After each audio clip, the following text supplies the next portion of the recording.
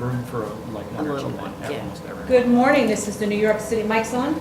Good morning, this is the New York City Board of Standards and Appeals Public Review Session for May 3rd, 2016. We'll begin with the special order calendar, decision items. Item number 1, 47-10BZ, 895 Zerega Avenue, the Bronx.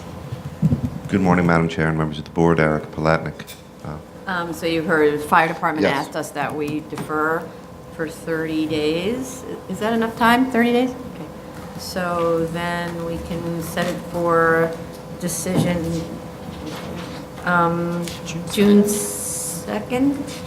Is that okay? Is that enough time? Yes. Okay. So submission, there's a submission? Well, it's just the fire department So June doing its 2nd thing. hearing, okay, decision, okay. Thank you. Thank you. Continued hearing items. Item number 2, 20262BZ, 950 Allerton Avenue, the Bronx. Good morning, Madam Chair and members of the board. My name is Jacqueline Calcagno of Ackerman LLP for the applicant, and I would like to respond to some of the issues that were raised yesterday with regards to 950 Allerton Avenue. With regards to the landscaping plan, we will be looking into the standard practices and will submit, along with pictures of the landscaping that addresses the standard practices, as well as all of the other items that were requested, including removal of the storage shed, making sure that the vans are no longer parked there, repainting, repairing the fence, and striping of the parking spaces. Okay. So when you say look into, so those are the things that need to be corrected, right? There's a list of things that we went through on the prior hearing that need to be physically corrected, right? Right. And then in terms of standard practice for the landscaping, just so it's not so unclear, each piece of, each planting has to be specified and to indicate the number of each plant. And they should, and when you're creating the buffer, they need to be closer together. The way it's laid out, they're laid out as sort of decorative planting. This is supposed to be a buffer so that when they fill out, they create sort of a wall of hedges. So you need to research whatever it's recommended by the landscaper, but my research was that they should be 5 feet on center, whereas they're very far apart. They're like 20 feet apart on the drawings. Okay. And then, And then incorporate the northwest corner into your landscaping plan. That currently is landscaping that's not in the best condition. Okay. And all of the existing planting that's to be retained, it should be described, because the whole idea is that if those plants die, they need to be replaced, so you have to know what you're replacing them with. Okay.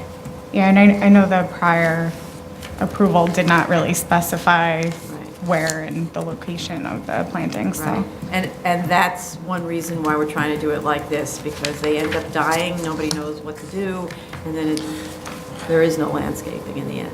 Right. Okay. All right, so are there any speakers on this?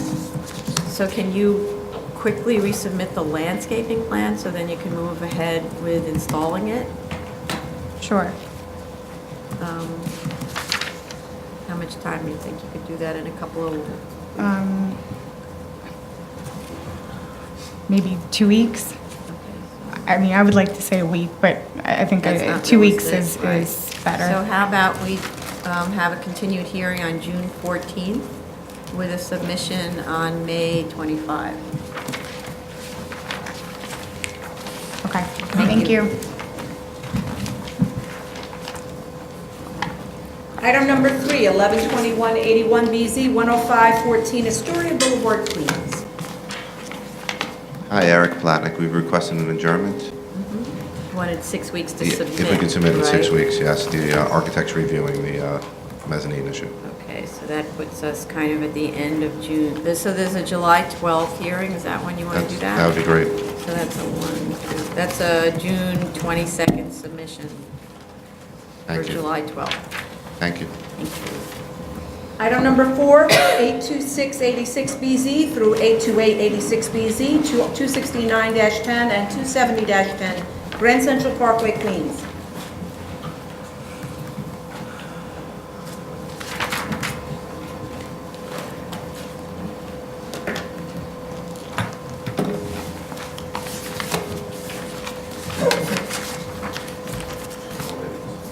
Thank you.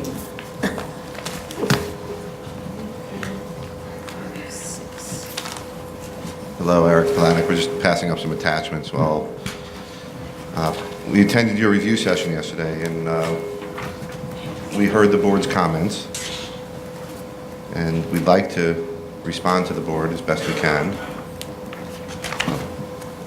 What I just passed up to you was just after your review session, I thought it was probably in the best interest of the application if I went, I just got a little more familiar with the FCC and the regulations that they apply and their sentiments and their attitudes. Because they are the controlling governmental agency when it comes to RF emissions. And what we heard yesterday at the board's review session, and which our client is and Northshore Towers combined are very anxious to comply with all the requests of the board to the extent that we reasonably can, and incredibly respectful of the efforts that you're making. But we think that at this point, the level of efforts that we've made to respond to your concerns have already greatly exceeded the requirements of the FCC, and that we've done a lot, and that we do want to comply with the requests of the board to the extent that we can. We've installed cutoff switches at the doors, which are not required under the FCC regulations. We put all the signage on the doors, which you've had the whole time, which is required by the FCC regulations. We've reduced the angle of transmitters on the rooftop so that the entire rooftop of all 3 buildings is now safe for the general public. It's not even an occupational standard. But an occupational standard is lawful, and that's where we were before. We've given you 2 reports from PeerCon, which is a very well-established and highly credentialized entity that's given you reports showing both times, both in the November report and the April report, that we're in full compliance with the FCC regulations. And now we've just passed up to the board the FCC guidelines, which on one of the documents entitled Tower and Antenna Siting, the very last sentence specifically says that the statute preempts local decisions premised directly or indirectly on the environmental effects of radio frequency emissions, assuming that the provider is in compliance with the RF rules. So we've tried to show you that Commission's RF rules. We have established that we're in compliance with the Commission's RF rules. And we have shown you that we've complied with all of their requirements. And I appreciate you giving me the time to go through all this, by the way. And we're anxious to comply with the board. We're cooperative. We're not trying to, you said put alarms on the doors. The alarms on the doors aren't required. We put the alarms on the doors. You said move the antenna. It's creating a hotspot on the rooftop of the building. It's allowed to create a hotspot on the roof of the building so long as the doors are marked the right way. They are. But we fixed that, so we no longer have that. You told us to put a shut-off switch so that way the antenna for the radio broadcasting could be shut down. It's not required under the FCC rules. We went and we did all of that. And by the way, the latter 2 were no small feats. They were very expensive undertakings. The installation of the door alarm system to power down the system, very, very expensive. A lot of time went into it. Uniquely designed, doesn't exist in the marketplace. We know, we've spoken to experts in the field. We know of no other building in North America that we're aware of that has been required to put a system like this in, nor do we know of any system that exists in North America that achieves this goal, and we've created it. And we've created it to address your concerns. And your board has been very vigilant in trying to make sure that everything is safe, and I think you've done your job very, very well. At this point, we came back from the review session yesterday and we heard a couple of comments that the alarm system might not be up to what the board might consider to be spec or your specifications. We also heard comments that you'd like to have routine testing of the rooftop. We respectfully submit that's not required as a part of either the Board of Standards and Appeals special permit findings nor is it a part of the FCC regulations. And the FCC actually anticipated that these discussions were going to come up, that zoning boards around the country were going to get concerned about RF emissions because it's a dangerous topic, and everybody, and they even wrote that their rules can't be preempted locally when these fears are derived or come up. So we're not trying to say that we don't want to comply with the board's requests, but we don't want to comply with all of the board's requests. And I'll leave the final thing at this, which is your board is very concerned about the testing to make sure that we come back or we submit. I heard comments yesterday, you'd like us to come back every quarter, I think I heard. No, maybe? not come back, do tests. Do tests. I don't necessarily believe, A, that it should be the burden of the applicant, and B, Northshore Towers has made a submission that very clearly shows that their engineer was able to purchase an RF device, go up on the roof, and with himself take his own measurements. And the people from Northshore Towers are all here. The representative of the board of directors is here, the representative of the management company is here. They're all supporting the application. They could clearly monitor this on their own without any governmental intervention if it's a concern of their shareholders within their co-op and their concern. They can certainly have their own rules within their co-op that say, hey, send up Sal, the engineer, and let them do more testing. And they could also do testing on their own, because as they've shown you, they went back and commissioned Dayton Brown, I think was the name of the agency. I just dropped all my notes. But they just, they commissioned their own report to make sure that I wasn't full of baloney when I was up here speaking. Or that my client, of course I'm an attorney, so chances are pretty high I could be full of baloney, but my client wasn't full of baloney. And they went out and they did their own testing. And not only did they come back to say that we were half of what we've reported, but it actually affirmed what we've been telling you the whole time, which is that PeerCon doubled all of their testing that they gave to you. So all of this stuff that we've been talking about, hotspots and danger spots and all that, has already assumed a doubling of what it really is. And the building themselves went out and commissioned their own test and themselves came back to you and said, hey, it's half of what they said. So everything that we've said has been validated. It's been validated by independent people. It's been validated by the building. We're not trying to I'll shut up right now. I think I've said enough. I just have one I'm glad comment you waved your hands, because on that put me to the end what, of my because you speech. just keep going on. This talks I know. about cellular and personal communication service devices, and the problem that you have on your tower is an FM radio antenna. I think that's in a different category. It's not necessarily in a different category, and I'll find the research to show to you, but Well, it doesn't, this does not apply to that. I don't think the FCC is discussing an FM radio antenna when they discuss. and Okay, so, I despite, mean, okay, so. so don't think, I mean, to say that we're overreaching in terms of our review, I think is a bit in error. Because I think that, you know, this is one thing, the cell antennas, but when you put an FM radio antenna on the roof, I think that's a different story. But the FM antenna, and we can get you the guidelines to show you that that's compliant with all the FCC regulations as well. But to the board's concerns with the FM antenna, all of them have been addressed, specifically including the installation of a shutoff device. Okay, So- fine. To turn it All right, off, but- and all as right. well as a powering down system. I So- feel that all of the steps that you've taken are really good. I know the chair has other concerns, but my main concern is that it's not really reflected on the plans. Right. Okay. And that you still have this silly little 3x3 structure up on the roof, which has no meaning anymore. And that there should be a different way of indicating the area on the roof that's in question. And that all of this should be on the plan so that when you come back to us for a renewal, that the next set of commissioners here knows where to pick up. So you're Otherwise, they trying have to to swap create a through- clear record of things. What's Is the that- signage, you know, how to indicate, show on the roof where it's above, you know, the occupational and general population levels. And I don't think it's asking too much to have some sort of maintenance program on this power down system to make sure it's still working. Now, that we could easily do. The concern that we had is the reporting of the radio frequencies Well, on any the reason for routine that, basis. frankly, was because when when your client came back here, there was no resemblance between what had been approved by the board previously and what was the current condition. There were hot spots everywhere as far as compared to the original. So then, if there's and there was nobody coming back to the board asking for permission to have a greater power on the roof, and there were no measures taken by either the radio antenna company or management to make the roof safe. So during all of that time, however long it was lasting, the roof wasn't safe.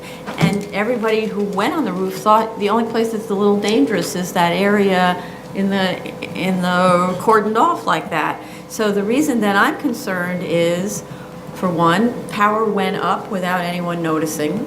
So it's not acceptable that the power goes up and nobody notices, because it makes the roof so dangerous.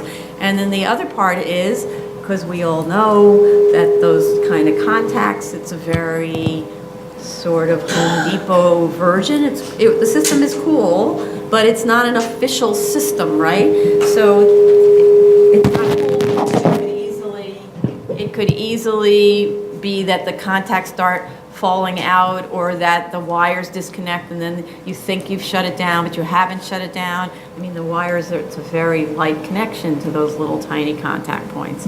And so the whole idea of periodic testing is to make sure that the power is not increasing and to make sure that the contacts are working. I don't think that's asking a lot when you have a system in place. Well, and it's not to report it to us, it's to report it to somebody who cares that it's going up, right? Well, that's the question then.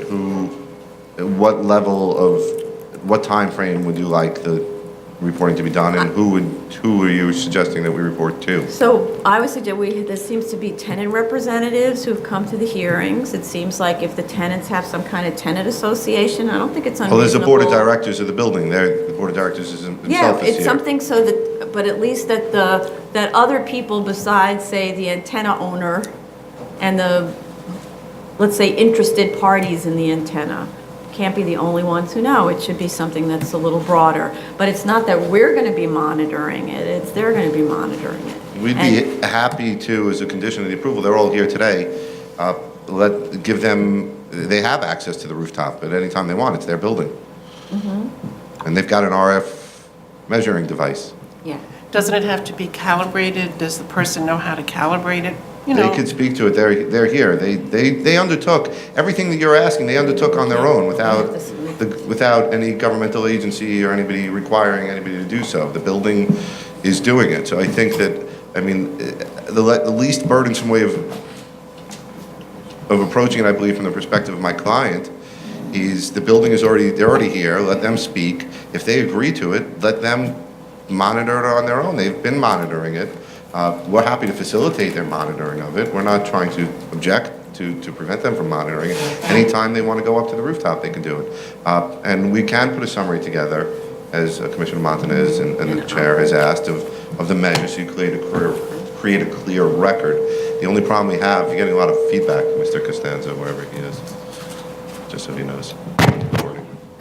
See what happens. Okay, go ahead. It's okay. Try that again. We're happy to comply with all that. The only problem we have with complying is putting it on the plans. It's not all architectural. So having the architect is a little concerned about having the notes about the RF and the systems on the plans, because the architect feels a bit of responsibility. So if we could put it as an addendum to the plan package and have it Just come. make a separate plan with those notes and the visual indication. Yeah, he just doesn't want to sign on and that seal it. plan. They'll be included as conditions on the resolution. Yeah, that's where I was going with it. If we could do that, we're happy to do that. But, the conditions on the resolution is one thing, but, it's good to show on the drawings, for example, which are the doors that have the alarm system, right? Where is that shut-off switch located? We could show you that. We Right. just can't opine as to the architect doesn't want to opine as to the operation of a system that they did not design. But they and can that doesn't- detail the signage But they could at each detail the door. signage, They the can show doors, which the is location. stairwell A, B, C. Yes. Yes, we They could show you can- easily. Show where the fire department disconnect switch is. Yes. They we can could do show all that. where the And control- we'll give you a separate sheet a narrative And it attached should be to on it. It should be on its own plan, so that it's not confused with anything else on the roof. We that's could give that to you, architectural. that's not, And you should have a narrative with it, and I'm sure that it's something perhaps that the fire department would be interested in having a copy of, because it's going to tell them where that, how to access the roof safely, right? we can do that. So I don't think your Well, it's an architect would have operational a plan. problem. That'll be drawing with that the up. operational plan. Yeah, we'll give you, we'll give you a plan, like titled operational plan, and then operational An plan operational narrative. Plan that And then gives a narrative instructions that, about how to turn how it it off. functions and how the shut-off works. Yeah. The only conversation I'd like to come back to is Mr. Davies. Where'd he go? I'm looking around. There he is. Mr. Davies might want to come up and speak about I know, Madam Chair, you've expressed concerns about the connections on the doors. Well, just a second. Yes. We also talked about the idea, like you used to have, you have this tape around the former location of the hotspot. It would be a good idea, I think mostly about the fire department, it'd be a good idea to show in yellow when you're entering that hotspot zone, just in case something happens. I don't believe where there are there's any a more power- hotspots. There are hotspots if the trigger doesn't work. If the trigger doesn't For instance, work. if there's a power Yeah. failure, what happens? Right? Bill is whispering in my ear, the whole roof goes hot when that happens. The whole roof goes. Yeah, well, I want to let Bill speak, he's more technical. Isn't the than I elevator am. bulkhead still hot? Yeah. William Davies, Continental Communications. Sorry. Isn't the elevator bulkhead still hot even with the power down? Correct. Yes. So And then it's that's locked. still, It's locked. We discussed this twice already. It's locked, and nobody has access to that, and it has red signage.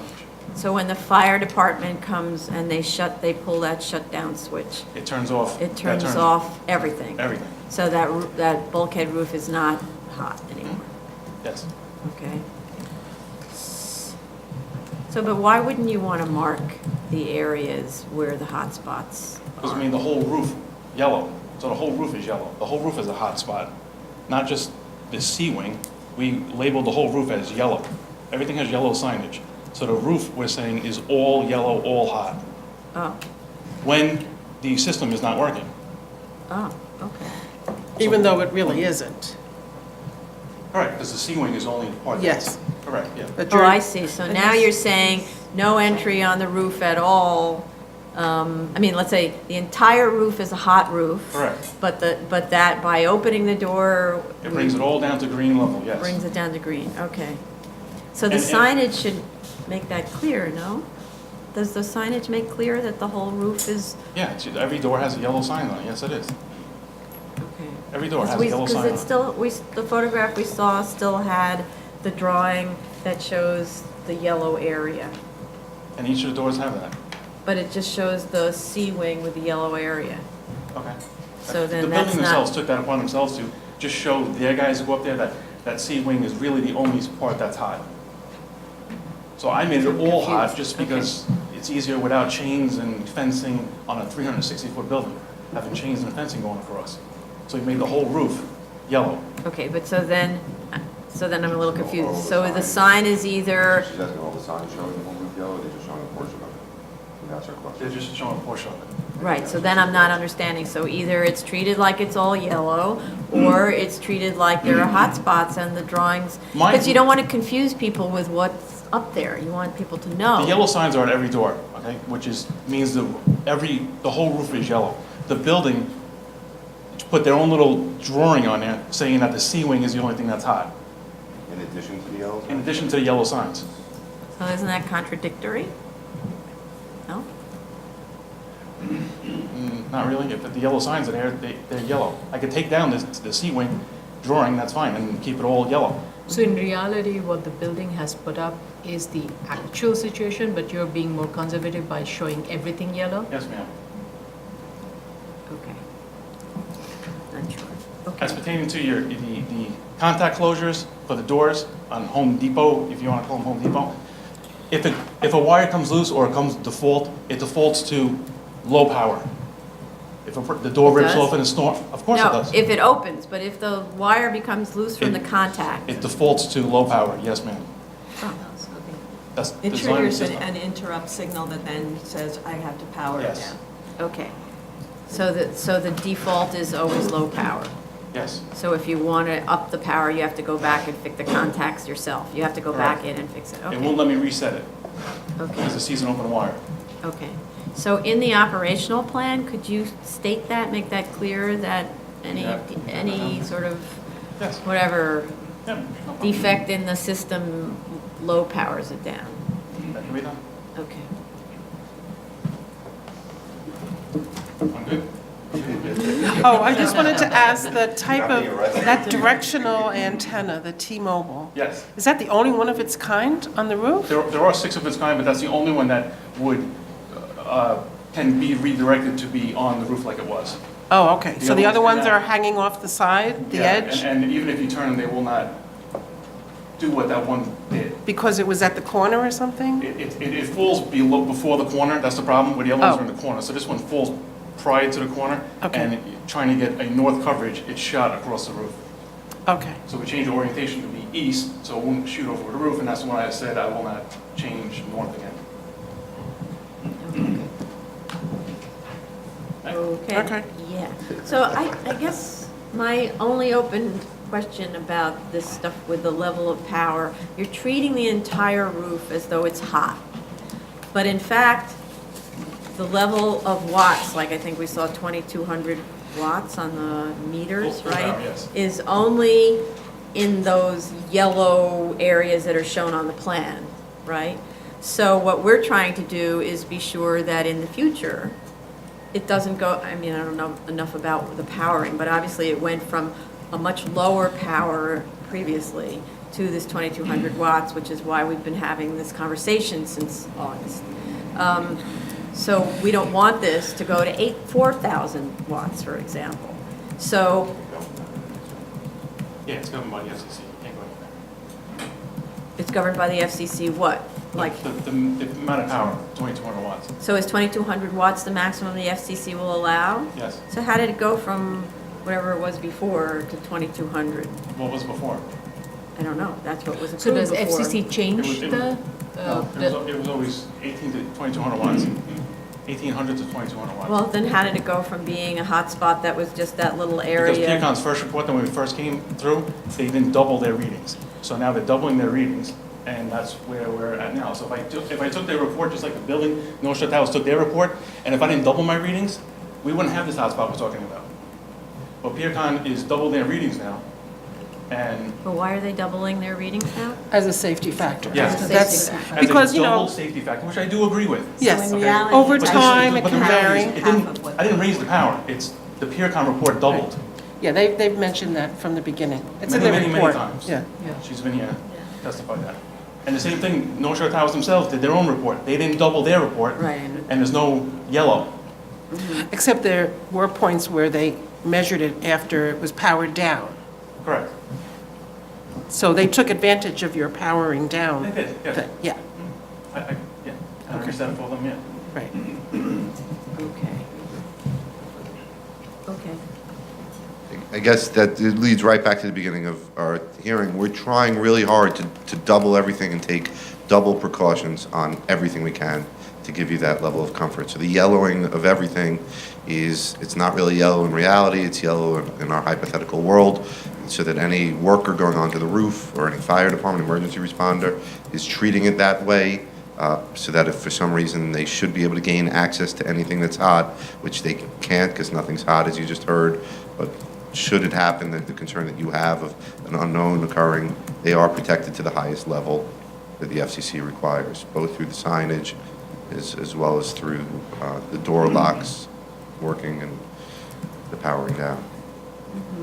Okay. I know, it's also very confusing. It's a Okay, lot of so technology. we need, are there speakers on this? Yeah, please.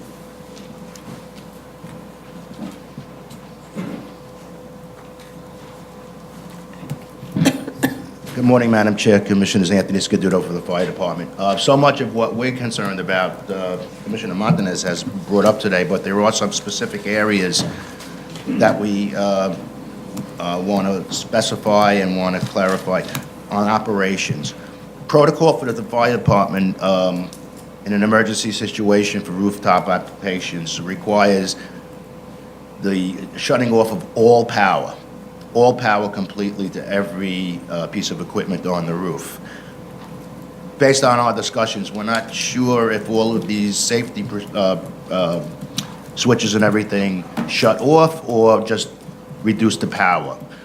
So what the fire department is requesting is the installation of controls to completely kill all power on the roof.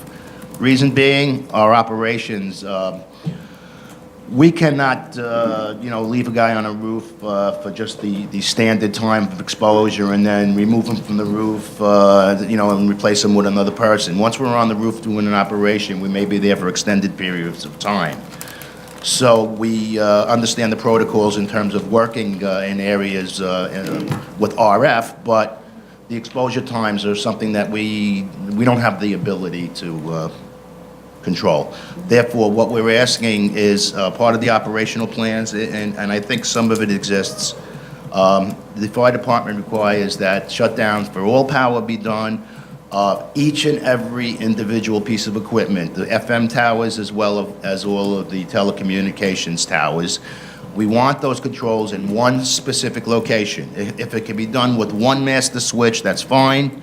If each of the different carriers requires a separate switch, that's fine. But we want all of those controls to be in one location, properly labeled, identified, and since we're going to have some sort of operational plan, certainly the fire department has the ability to take that and add it into our SIDS.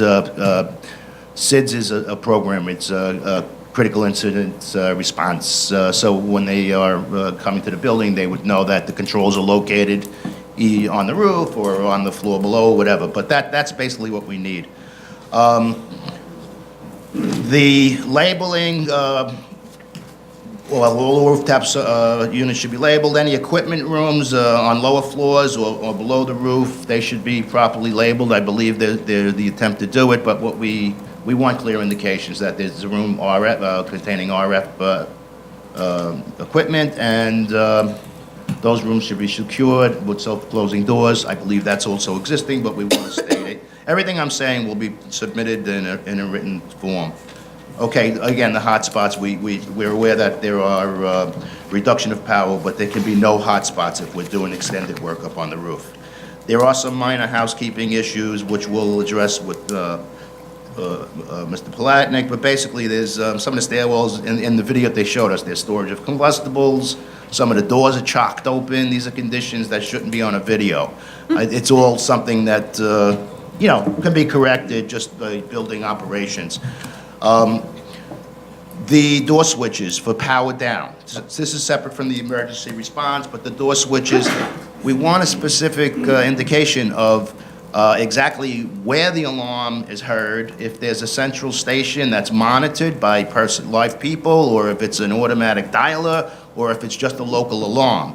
The fact that the system powers down if somebody opens the door is really good. But what we want to know is that somewhere there's a live person who's also receiving that alarm. Well, one of the reasons is very simple. On a Saturday night when somebody on the 29th floor is having a party, and people tend to go up to roofs to do what people do on roofs the night of a party, they're not aware of the extended periods of time for RF exposure, even in the reduced areas. So we want to know that the alarm for the doors, in addition to powering down, are monitored 24/7 by a live person. Let's see, what else do we have? Minor stuff. Okay, we talked about the location of the shut-offs. And again, the main panel. Where is the panel? Is it a security panel in the lobby? Is it monitored by just a cell phone? We get the impression that it was a cell phone that dialed somebody, and he has to be on site, otherwise it's meaningless. That's pretty much it. Like I said, we'll detail some of the smaller things. I think it's just housekeeping, but our major interest is power down, completely shut off and kill all power to the roof. One central location with one central desk or operating location. And that would be it. And any questions? Thank you.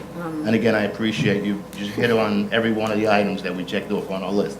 So the signage needs to all agree, and it needs to be more accurate and permanently mounted. One of the stairways didn't even have any. Cautionary signage was not seen on stairway C, for example. So those are the kinds of things. I thank you. Thank you for listening. Thank you. Are there any other speakers on this? Please come.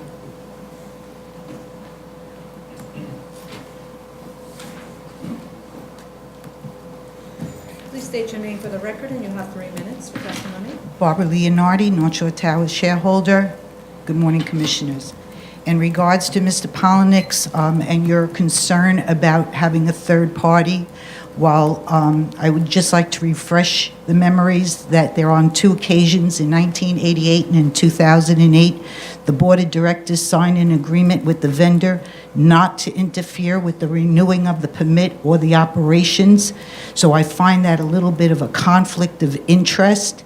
So I do believe a third party needs to, and while I do respect the current board and its members, these prior legal agreements do tie their hands and bring to me the questionability of fiduciary responsibility. Is it to the vendor with not renewing his permit or the shareholder? I share Commissioner Montanez's concern. I have the documents that were presented to the Attorney General, the offering plan, and then again in the Amendment 19, where all of these antennas are referred to as radio and television type antennas or non-accessory, and including in all the minutes and documents with the Board of Standard and Appeals, the impression is of much more lax type of antennas, not the type of the microwave or FM radiation type of antennas that has caused this to go on to its 8th hearing. So I do question whether or not there was a variance or whatever that was able to change the structure of the types from the original agreements to the Attorney General's office to what we are now dealing with today. It just doesn't seem correct to me. Also, as far as the powering down, I viewed your last video, and I'm just a little bit not familiar with numbers, but I don't understand how you could power down 50% and it only result in a 10% loss to the vendor. Does that mean that the power is generating higher than it should? And exactly these FCC standards, if that's the case, then why is there a permit issued? If you don't have responsibility in issuing this permit, and exactly what is the status of this permit while these hearings are going on? Is this vendor still allowed to sign subleases? We have a permit that's in question here, and you haven't ruled. So is he still allowed to issue subleases?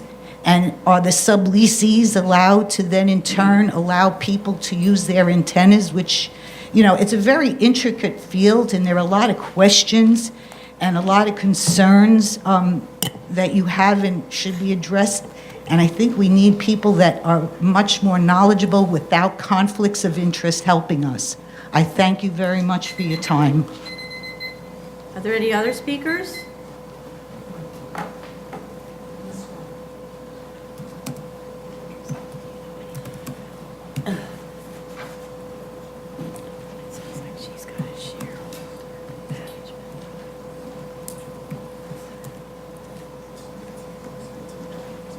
Good morning.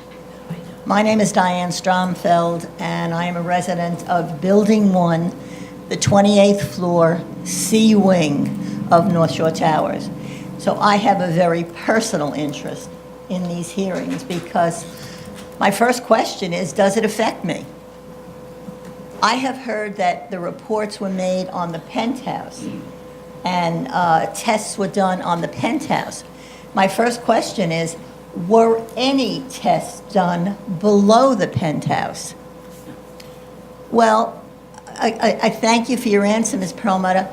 I would like to have tests done below the penthouse.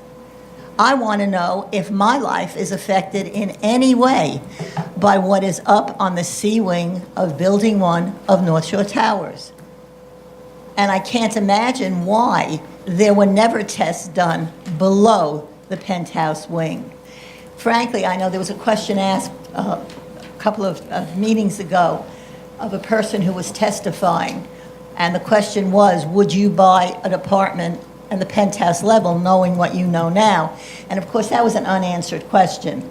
Well, my answer to that question, if I were asked today, would be no. No, I wouldn't buy on the 28th floor, not unless I saw all of the reports. So one of the things that I sincerely hope you will do is ask that some reports be done below the 28th floor. And just as an aside, our community is extremely interested in what's going on. You received petitions from us, and just for your own information, I don't know if you checked this, but there were almost 250 views of the last meeting. And if you go back and look at other views of other meetings, it's in the 20, 25, 30, maybe 50 views. So we do publish this in our blog, and Northshore Towers residents are extremely interested in what's going on. Something else, contrary to what Mr. Brett and Mr. Katowski said in March, there are many instances where the residents should have been protected and were not. The commissioner's comment at the last hearing that, and I quote, "clearly management isn't concerned," is quite accurate. Just some quick examples, and I know they don't have anything to do with our meeting here today. But a restaurant was operating without a liquor license, and nothing was done. That same restaurant had a C grading and posted grade pending, and nothing was done. It was up to the residents of North Shore Towers to exert pressure on different organizations to make sure that these things are handled. Why, and now I just have some questions. Why are reports limited to only 2 buildings? There are 3 buildings in North Shore Towers. So I don't know whether you've ever received any kind of report on those other 2 buildings, on that other building rather, but it does exist and there are antennae on them. How much below the penthouse and apartments are monitored? As reported by an expert at the last meeting, the average apartment has 5% radiation resulting from microwaves, etc. However, microwaves are only used for a few minutes at a time. The roof exposure is 24/7. We need written assurances that our health is not being harmed. If you add what is normally there and then what is on the roof, does that bring you to a different level? You can't separate them. You have to add them. We were told that the emissions dissipate toward the horizon. How far from the building are they completely dispersed? Due to gravity, how much of the emissions simply fall down? Can environmental conditions such as wind cause them to impact the building? And if not, why? I mean, you would think if something were being dissipated straight out, if there were wind conditions, then that straight out would have to change. I mean, common sense tells you that. And just based on gravity, where does it end? Does it go down? And if so, where does it land? We do need an evacuation plan in the event of an explosion or a fire in the nearest apartment. My bedroom is separated from the next door neighbors by a partition, not concrete. I believe the fire safety plan was incorporated because of the dangers on the rooftops caused by the antennae. Well, now if we're putting monitoring on them, we need an evacuation plan. I've spoken to many of my neighbors and said, if there is a fire in the apartment next door to you and flames are coming into your apartment, if there is a gas leak, if there is an explosion, where do you go? And I got the same answer from everyone, and that is, I don't know. I know that the board will gladly tell you that they issue a form every year to tell them. That doesn't take the place of a fire drill. That doesn't take the place of people physically gathering and being told, this is what you do, and taking into consideration that there can be fires licking through the wall between my bedroom and the bedroom next door. Okay, could you wrap up, please, because it was 3 minutes? And we have the fire department here, so they actually have your safety in mind. They're working on a fire plan. Well, but So we gave them a fire safety. We need a fire evacuation. Okay, please wrap Yes, up. I do. I only have 2 very brief. Our workers are allowed on the roof, contrary to what you were told. I know for a fact, having spoken to several of them. I also know that one of them, within the last year, has developed cancer. I don't know whether it comes from exposure on the roof. but our workers definitely have gone on the roof and did not get any kind of warnings. Who are the other companies mentioned in the report? Why doesn't everything come from CCI? Who are all these other companies that are issuing reports? They're not on the lease. Who do they represent? And then finally, Mrs. Leonardi and I have said that if there is some kind of a shareholders organization that will look at these reports, we would very much like to be included. We do not want to leave them in the hands of the board of directors or management.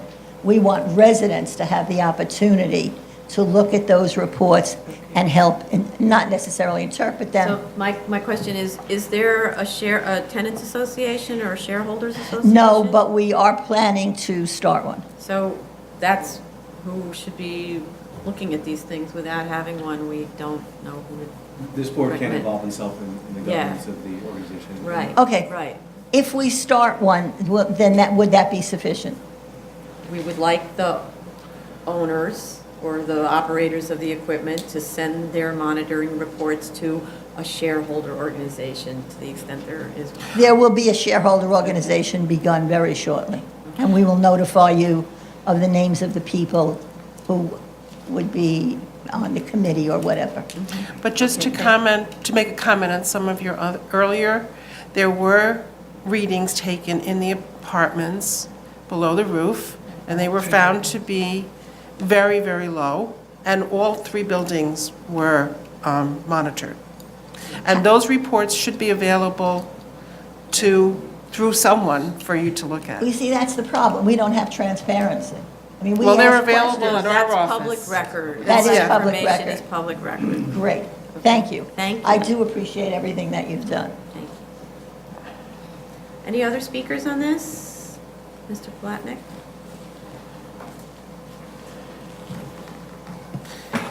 Hi, Eric Palatnik. If I may speak for a moment, just to respond to Please. the fire department, some of the comments that Chief Scaduto made. We'll submit another picture of it. He referenced the fact that he didn't see any signage on staircase C.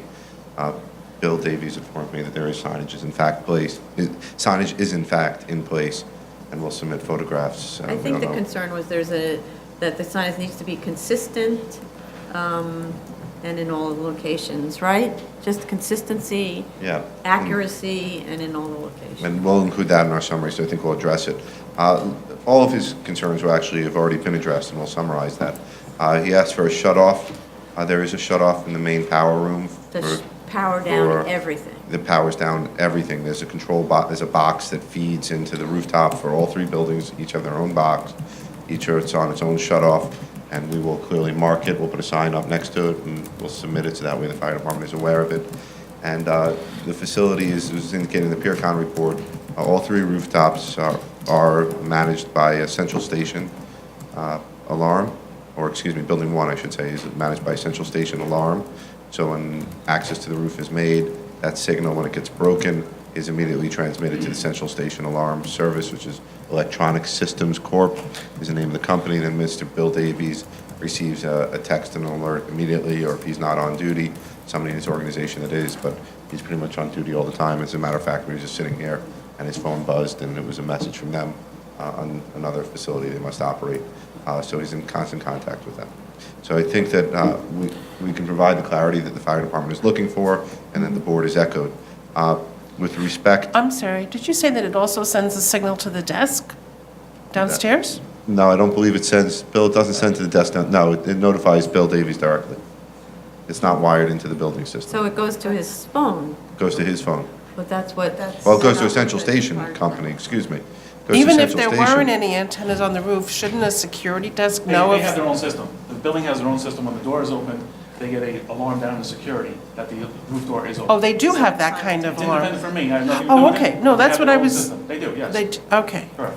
So Okay. this is in In addition? addition to that. Correct. In addition to the building security, I guess they have one of those things you see on doors all the time, don't open door, alarm will sound. The building has that on the rooftop, so their security is notified for, I guess, for trespassing purposes. Right. As far as the purpose that you're trying to get to on building 1, with the connections that Bill Davies installed, that's monitored by Continental Communications own monitoring company, Electronic Systems, and they immediately alert Mr. Davies, and then he can be in touch with the building, so. So anything that goes through the central station also goes through building security on their No. monitors? It's all So two if separate, anything... totally independent systems. No, but I'm not saying that they're not two independent systems. What I'm Okay. saying is the information that would be relayed to the central station Okay. is also relayed No. on a separate, No. Stays directly with Continental Communications. You're not hearing me. Right, but the electronic system only So I open the responds to door. me, it doesn't respond to... I open the door. Yep. And simultaneously on two separate means of communication. Mhm. One goes to your central station. Correct. One goes to the building's security. Correct. There you go. I just want to confirm. Oh. Just say yes. I have a question, and this is with regards to the Queensborough Command Northshore Tower. This is the, I guess, the fire safety. I'm assuming those will be revised in coordination with FDNY and the annual safety notice based on the discussions we Going to had. ask Building Is that something Management, that's Glenn required? Katowski, to come up and speak. No, it's just a question, I mean, do those documents need to be revised based on the discussions that we have had in terms of additional Introduce safety yourself. measures? Yeah. I'm Glenn Katowski, I'm the General Manager of Northshore Towers. I'm sorry, I was sitting in the back. I didn't That's hear okay. the question from the beginning. That's okay, I'll repeat it. There were two documents that were submitted in the last submission. One is the Queensborough Command North Shore Tower document, which is the Queens Command Special Project prepared by them, and the other one is the annual safety notice. Will those two be updated based on the discussions we have that ensure some of the safety and security measures and notification for the FDNY? Well, the one question is for the fire department. That's the operational plan on how the fire department responds to emergencies at North Shore Towers. As far as the fire safety notice, that's our standard fire safety notice. If there's modifications like in it, if you would tell me which ones there would be, No, we'd be I happy to think that's consider it. between FDNY and you to figure out what, if anything needs to be revised or updated based on the discussions. Clearly, we think they're adequate because they're in place. Because they were what? They're in place? They're Oh. what we currently use, and that's what's in place. So And maybe- we believe they're adequate for our needs. Right, so maybe you could, fire department could take a look at it, see if there's anything that needs to be incorporated based on this. I don't know if, Mr. Scaduto, you've seen it, it's a different, it tells everybody to not go in the elevator and go downstairs, right? Can I just address that for a moment? I'm the attorney. Oh, Sure, sorry. sure, just, Anthony Scaduto, Fire Department again. The Queens Command is basically, the operational center for the area. The development is huge, and because of that, there have been the cooperation between North Shore Towers and the Fire Department in terms of response to emergencies. The protocols and everything else are updated as new information comes up. Frankly, it's our operational plan, not theirs, so we might update the documentation if it's major revision takes place, but it's really our plan. So, like, for example, the result of what happens here, that plan will be updated to indicate 23rd floor, shut off of all power to the roof, so that when they respond, they are aware of where to go and what controls exist and how to do it. So that's that, and they have copies, of course, of our plan so that they can refer to it and see if there's anything else that needs to be included or revised. Okay. Their fire, whatever it is, that's their standard document that they give to potential tenants. It's not anything formal or directly connected to us. okay, thank you. Eric, I just want to address you. Please state your name. My name is Errol Brett. I'm General Counsel to North Shore Towers Apartments Incorporated. The fire safety notice is something I met with the fire lieutenant from the area who came in and did an audit of the premises, and then the regulations require that we send this notice to every person annually, much like a window guard notice. So this is a regulation promulgated through regulations of the city. But I just want to address two other issues quickly. There was a statement which seemed to indicate that there's some kind of collusion between the corporation, the board of directors, and the vendor that we signed, I apologize. we sign applications. And the law requires us to do that because we've litigated twice where we refused to sign the permits. And they brought the board of directors into court, sued them personally, which affects their credit and everything else, 2 separate litigations. We are very grateful for your conscientious work in deciding what has to be done. And we want to restate publicly for the 5th time, because we've been here 5 times, 4. that this, I think, is the 5th occasion. There was one adjournment. That we encourage you to do what has to be done. It's a must. The safety of our community is more important than any rent that we can ever collect there. We don't want anybody harmed. But we're having an indirect adverse benefit to our community, which is maybe not as serious as fire safety up there, but is serious because this process has been going on for, I think, almost 9 months, and it keeps pushing down the road.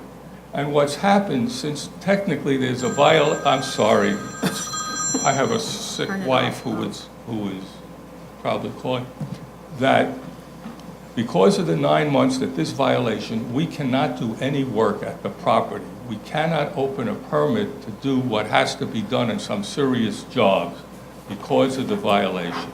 And we're wondering, because I see it's going to be pushed down the road a little further, is there anything that you folks can do with the building department to isolate this from their program and saying, listen, we're dealing with the roof violation.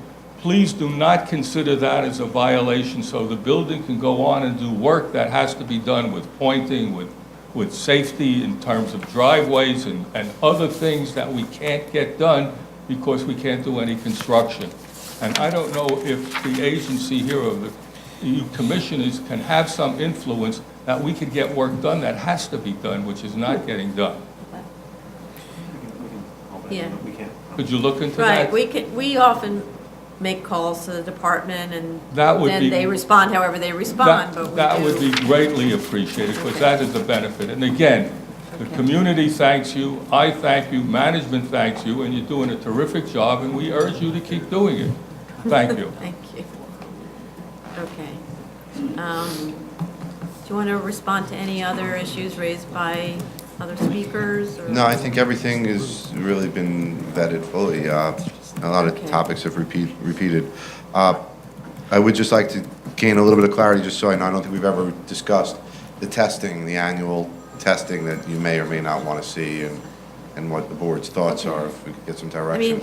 mean, and Commissioner Montanez will obviously jump in with more specific detail, but I'd like to see semi-annual testing, and that is twice a year, where it could just be something that the person who has that meter walks on the roof and checks that everything is copacetic, and then writes down the results of the report, and then submits it ideally to management and to tenants or the shareholder association. We could And do we that. don't need to be involved in it because we don't actually have any, you could keep those records for the next time, they're here.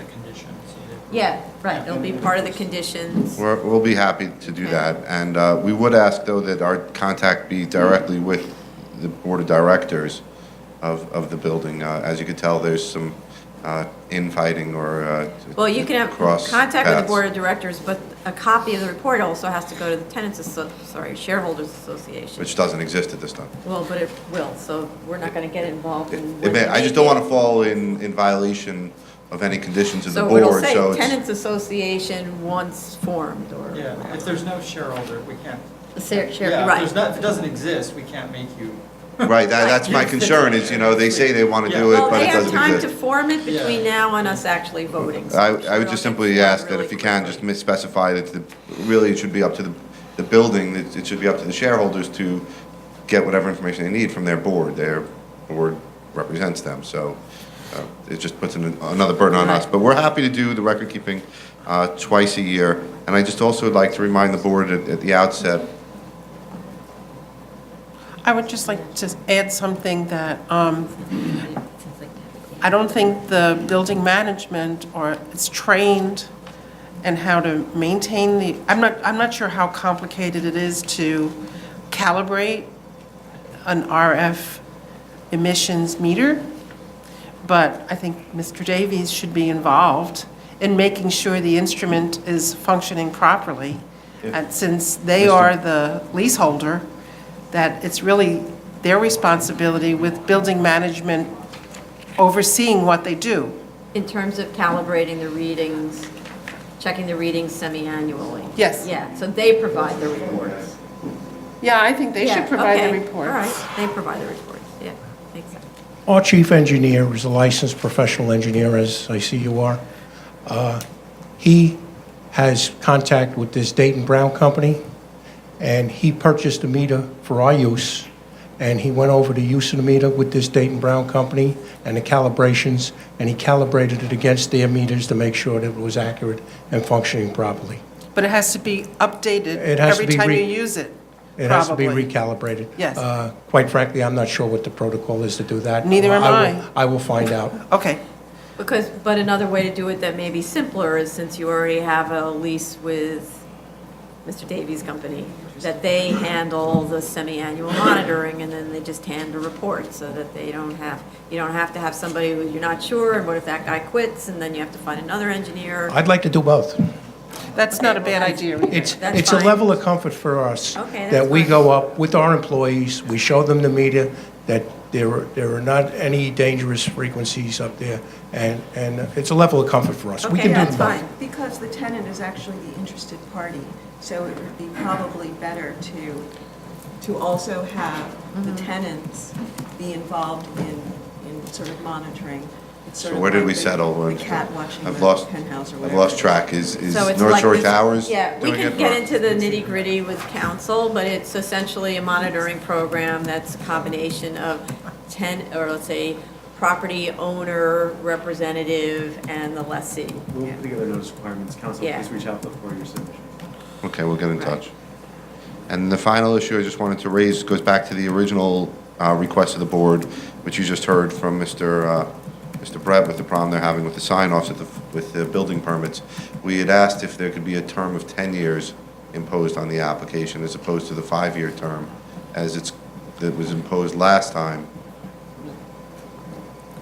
Sorry, just It's okay.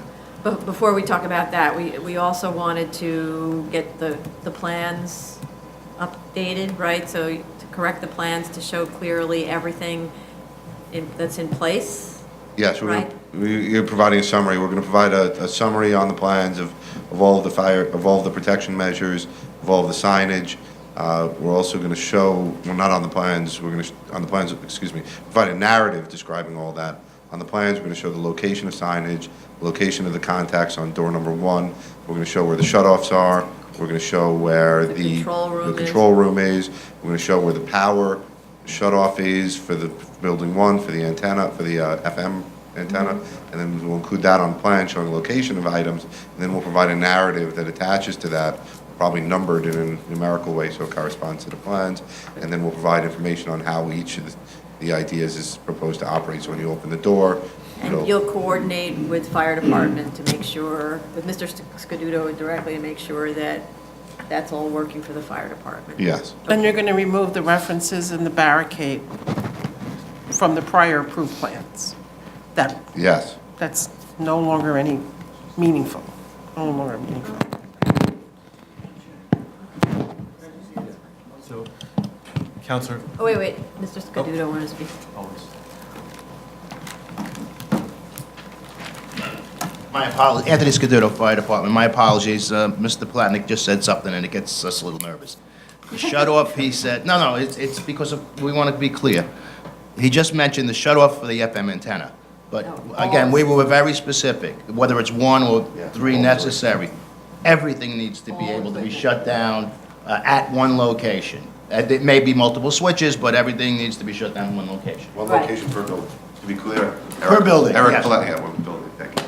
We're on the same page with the fire department. There will be a Right, kill but switch. just to make sure that you're on the same page, you and he should be on We'll the phone communicate, and but so make we're on the sure- record. There yeah. will be, there is a power supply leading to the power that supplies each rooftop all has its each rooftop has its individual power supply that feeds into to the mechanical room, and there's a shut-off there that the fire department can come and they can kill one switch, which will shut down all power to the rooftop of that building. So it's exactly, I think, what the fire department is looking for, and there's one of those switches in each of the 3 buildings, so that not in the same building, in each of the 3 buildings. And that's Okay, that. that's good. And then, I don't want to make the fire department nervous. With respect to the requested term, Counselor, the 10-year term may be appropriate. With respect to your annual reporting or semi-annual reporting, you'll be sending it to the board, and the board will be sending it to the trustees organization, or you yourself will be doing so. You're aware that if any of the reporting is problematic, that the resolution will provide that somebody relay that to the board's executive director, and the board may call you back on its own motion. That's perfectly fair, and But in that circumstance, a 10-year term is fine. that we're happy to hear that. We'd be happy to agree to that. Thank you.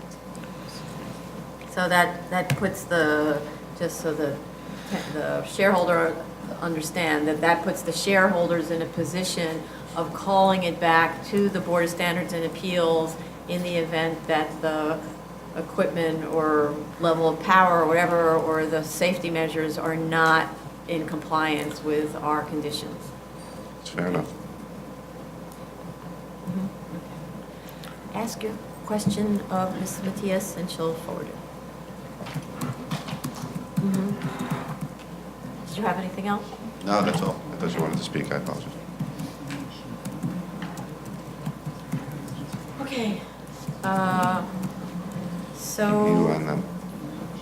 Yeah. Yes. Quite a bit of information to organize. So getting the information to other people, so all of the information that's submitted is on the, well, let's say, all the information that's come here to the board is available in the public record. You can actually go to our board to see it, and in terms of their submitting to the Tenants Association, or, I'm sorry, I keep calling it that, the Shareholders Association, that will be a condition of our grant. And if you need to form the Shareholders Association, and if you're not receiving the reports, then that means they're not in compliance with the terms of the grant. Okay? That's the clarity, because I was the president of the Shareholders Association, and they destroyed me, but we do not have that. Okay, So- okay. so- You have to either you get it and I can get it. Excuse me, what's going to happen here is somebody is going to form a shareholders association. Somebody who does so is going to alert Mr. Singer, who's the executive director, of their contact information, and that will be incorporated into the notice requirements pursuant to which this resolution will eventually be passed. Council will work that out separately. Thank you. Okay, that's that. Council, can I just ask you a question? I'm already ready. Can't stop. You know, having a shareholders association and a cooperative is fine, but it is also an amorphous group. I mean, what is a shareholder? 3 people get together and say they're the shareholders. But if there is no Shareholders Association I know, anymore, but then all you of a don't have to sudden- send them a Council, copy. this is of absolutely no moment to the board. The board is responding to a public concern. Members of your cooperative have asked that they be notified. They're going to form an association. Your formal board will also be notified, and those things will be recorded in the grant. And Okay, that's thank it. you.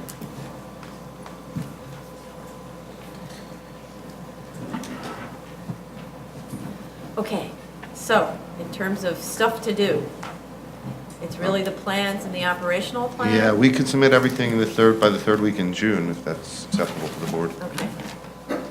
So it would behoove you to make sure it's all perfect and everything is in order and T's crossed and no mistakes and everything's coordinated, et cetera, right?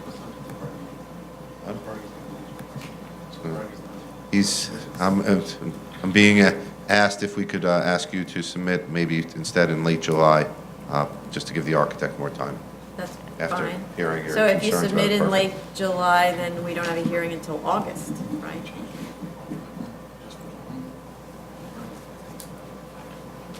Let's talk about it after.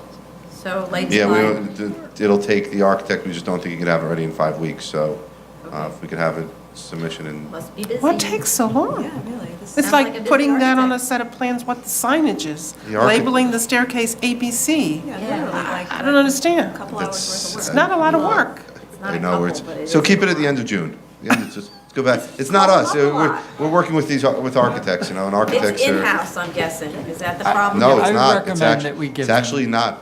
Give The them amount of time, time, because otherwise- we don't want to have to then have them come back to September, right? I mean, it's just. Okay, sure, Yeah, yeah. Yeah, that's that- my- No, and we're anxious I to get don't it wanna done. I have- just want to work with the architect. I know their pitfalls, so. Well, we just know that the building management is, I guess this is holding up, It's just holding closing them of up, so. a violation? Right, except that we'll try to make a call to DOB and see if we Okay. can separate. No. All right, so it's third week in June. Let's keep the building management happy, keep What are we Commissioner doing? Montanez. What? Third week in June, we'll submit. How's that? Okay, so Go he back just to the has beginning. to work during his vacation or something. So a submit on, sorry, so that would bring a July 12th, let me just ask you, July 12th hearing would mean a June 22nd submission. That's great. That's good. Thank you. Sure. Thank you for Thank your you all time. for coming. Thank you. Item number 5, 23804BZ, 62 Cooper Square, Manhattan.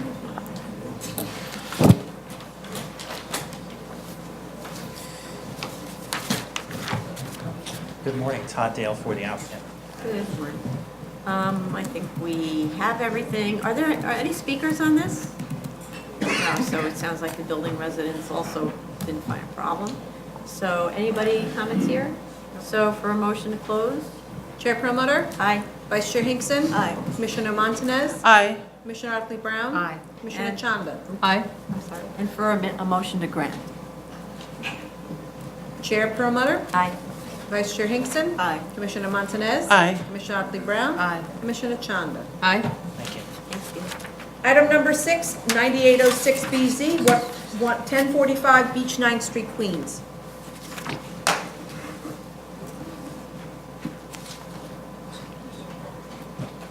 Hello again, Eric Palatnik. Aye. So the only question was about the dimensions, the fire department. Yeah, if Mr. Skaduda could just speak to whether he was good with the location of the fence on the plan. Good morning again, Madam Chair, Commissioners. Anthony Scaduto of the Fire Department. Our agency has to apologize. We are very late in the game in making this correction. Rather than... I hope this is... It's red, I hope this is erasable. Good, okay. because it's certainly red. Yeah. What was proposed on the new roof was that they pull back the fence 3 feet. But in fact, Section 504 of the Fire Code, 2014 Fire Code, if this is the roof, the fence could go right along the bulkhead. We have no objection to that. What the code describes is a 6x6 kickback in the fence with a gate at various locations, depending on the length of the building, but a minimum of at least one per street location. So what would happen would be the tower ladder would pull up, the guys could approach the roof, have this 6x6 landing, and then have access to the roof. The gate itself can be locked. We would have the appropriate equipment to cut the locks. But rather than the fence be set back 3 feet all around, if you look at the 504 of the Fire Code, it describes the landing area for what we would want. So they did one on, sort of on a catty corner. Did you see that? They had 2 on Yeah. each corner. Is that not good enough because the Well, ladder well, doesn't go that? No, it's as long as it's facing the street, which I think it They is. were both facing the street on the corner? Right. The point is that they don't need to pull the fence back 3 feet for the entire perimeter. Okay, so basically, yes, Right. for close to the mechanical. Yeah. So No, it sounds like they did what you needed. Yeah, like I said, because it's not built yet, they have the ability to move the fence right up on the parapet in the other areas if they so Right, it's choose. just that let's just say sometimes the buildings department will make them come back to us. Yes. Even Well, for that's straight out of the something code. as minor as Yeah. that, so. You You should have to come up come and to the mic. speak Okay, formally thank if you you. want to. Okay, Thank you. please, if you want, please don't. Mark Mariscal, the architect. I was just saying that you need some distance anyways, just to maintain the roof flashing and the parapet. Right. And just, So you have like 2 feet or Yeah, something back, yeah, right? yeah. Okay. Okay, good. So then I think we're good, right? So we're good. All right, are there any speakers on this? No. So then, anybody else have any things? Okay. So I would like to make a motion to close. Chair Perlmutter? Aye. Vice Chair Hinkson? Aye. Commissioner Montanez? Aye. Ms. Shockley Brown? Aye. Commissioner Chanda? Aye. And since everything's in, we can make a motion to vote. Thank you. Chair grant, Perlmutter? sorry. I'm sorry, you're going to vote on this? Okay. Yeah, we're going to vote. A motion to grant. Chair Perlmutter? Aye. Vice Chair Hinkson? Aye. Commissioner Montanez? Aye. Ms. Shockley Brown? Aye. Commissioner Chanda? Aye. On behalf of the yeshiva, we thank you very much. Thank you. Thank you. Good luck. New cases, item number 7, 37471BZ, 20511 Northern Boulevard, Queens. Good morning, Todd Dale for the applicants. From review session, I know there were questions that were raised. I'll try and address some of them quickly and then answer any other questions that come up. Regarding the community board, we did appear and a recommendation was issued. We'll track it down with the community board so it's formally entered into the record. Okay. I know that there were conditions listed in their particular resolution that we tried to address in the interim, prior to the BSA hearing, but once it's in the record, we can show how we responded to those issues. Okay. There was a question around, I know a question about the drawings, missing a note. The previously approved drawings did say that the bollards would be 3 feet high. We can add that to Yeah, just to clean it. the new plans.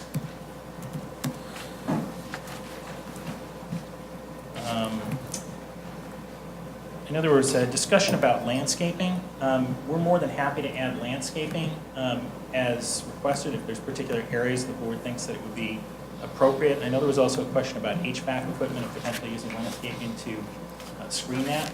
Well, I don't think you can screen, it's rooftop. Rooftop, but, Yeah, it's rooftop. okay, But could you give us an HVAC plan and show where it all is, there's like a lot of duct work and a lot of large pieces of equipment? I can talk to the architect about the HVAC plan, sure.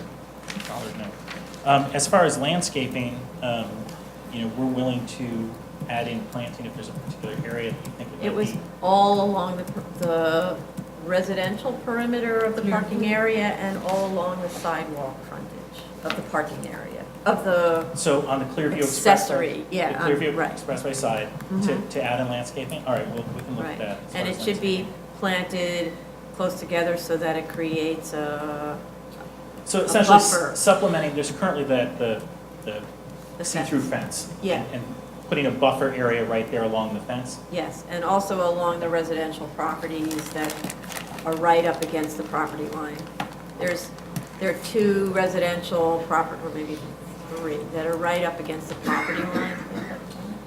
Yeah, but there's 2.5 currently like a feet. concrete fence there in the parking area, so I'm not sure how we'd have interior landscaping, if that's what you're describing. I mean, we can definitely do the exterior along the Clearview Expressway side. That's not an issue, and we can revise the plan and propose that and get that planted in there.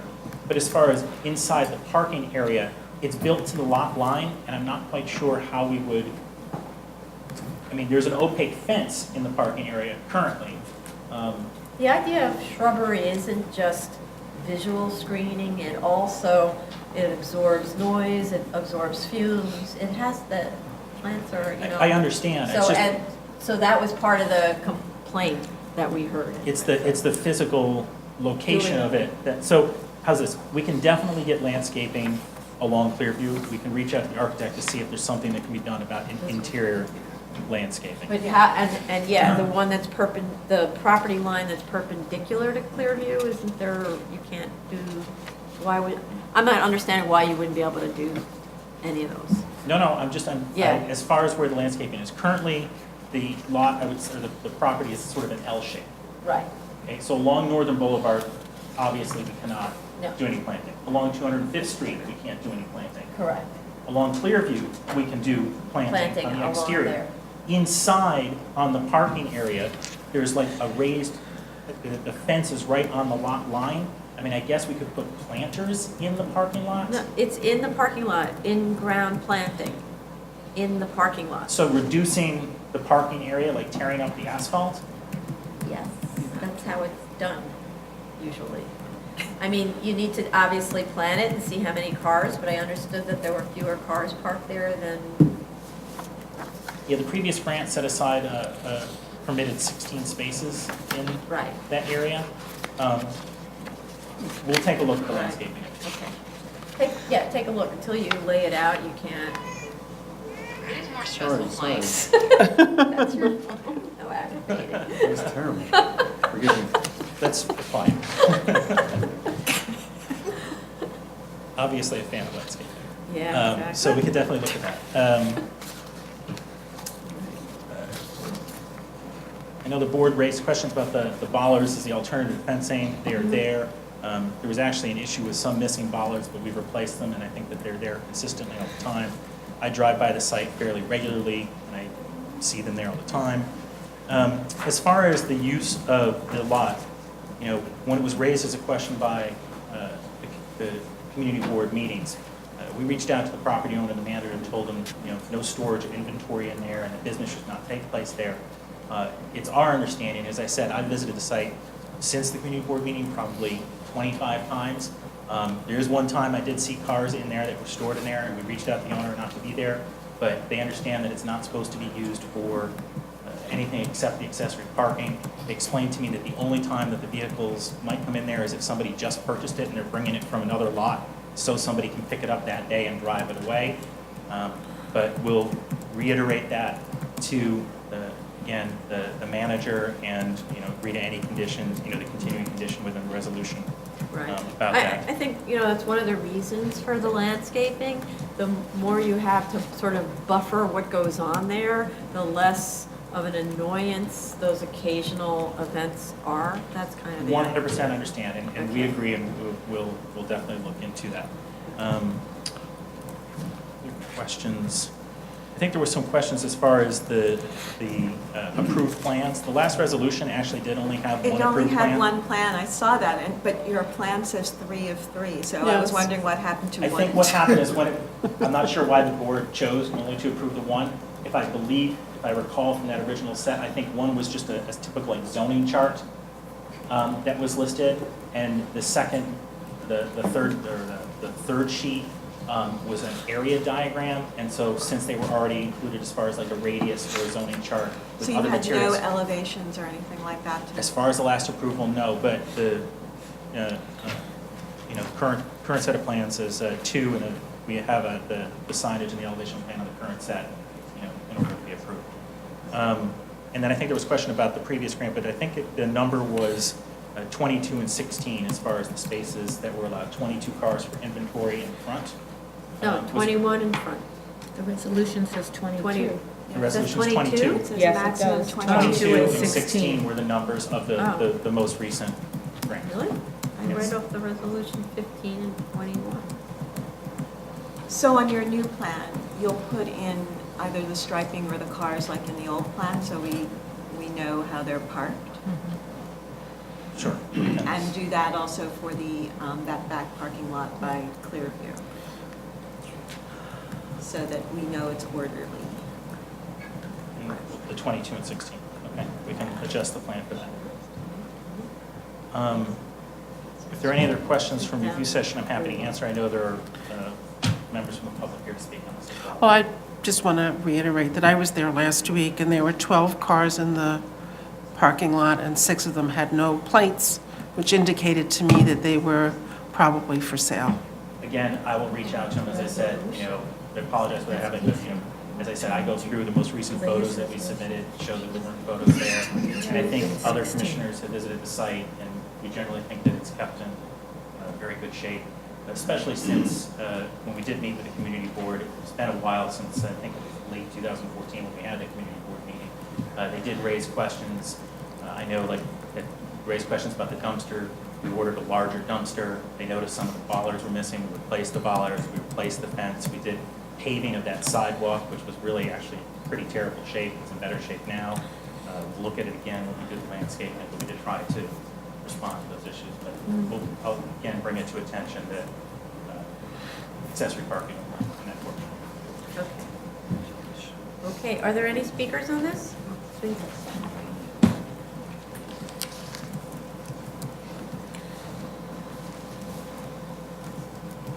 Good morning. My name is Henry Euler.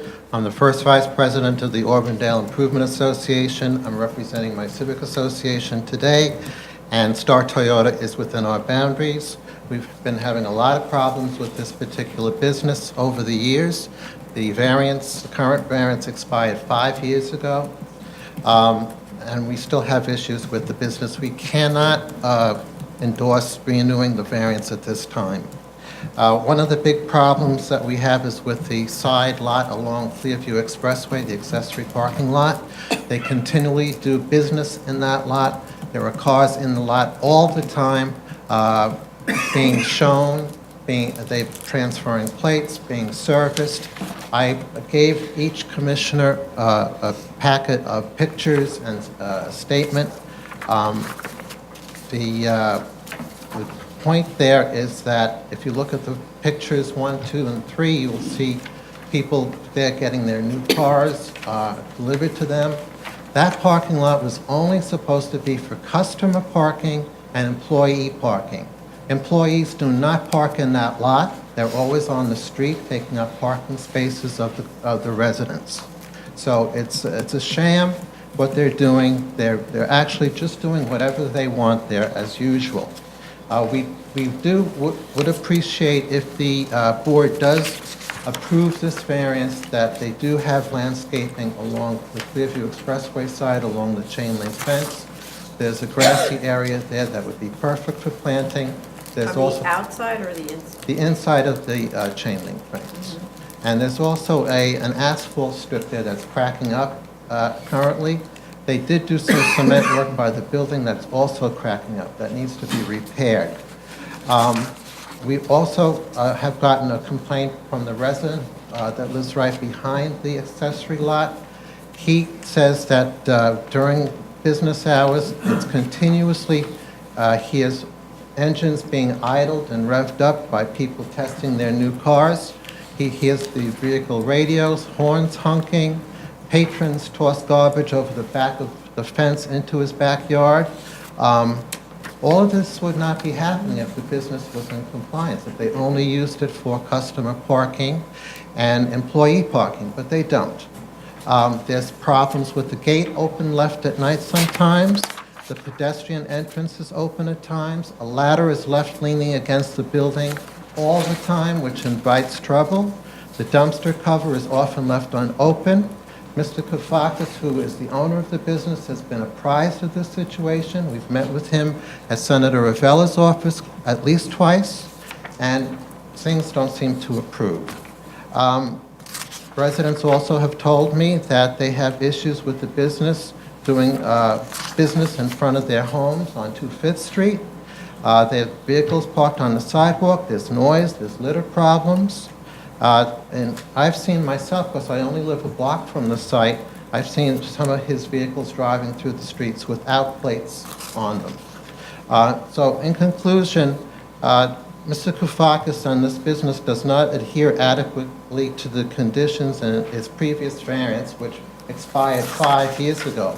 By the way, if you do decide to renew the variance, we want the term to go back to July 2011 when it expired, and no more than 5 years from now to when it will expire in the future.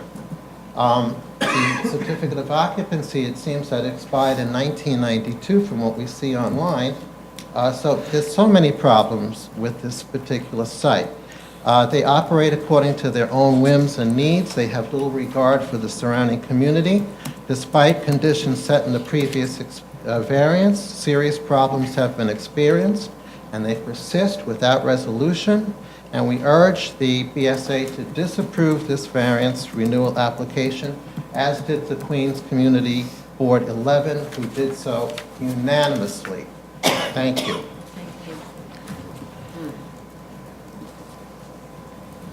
Anyone else to speak?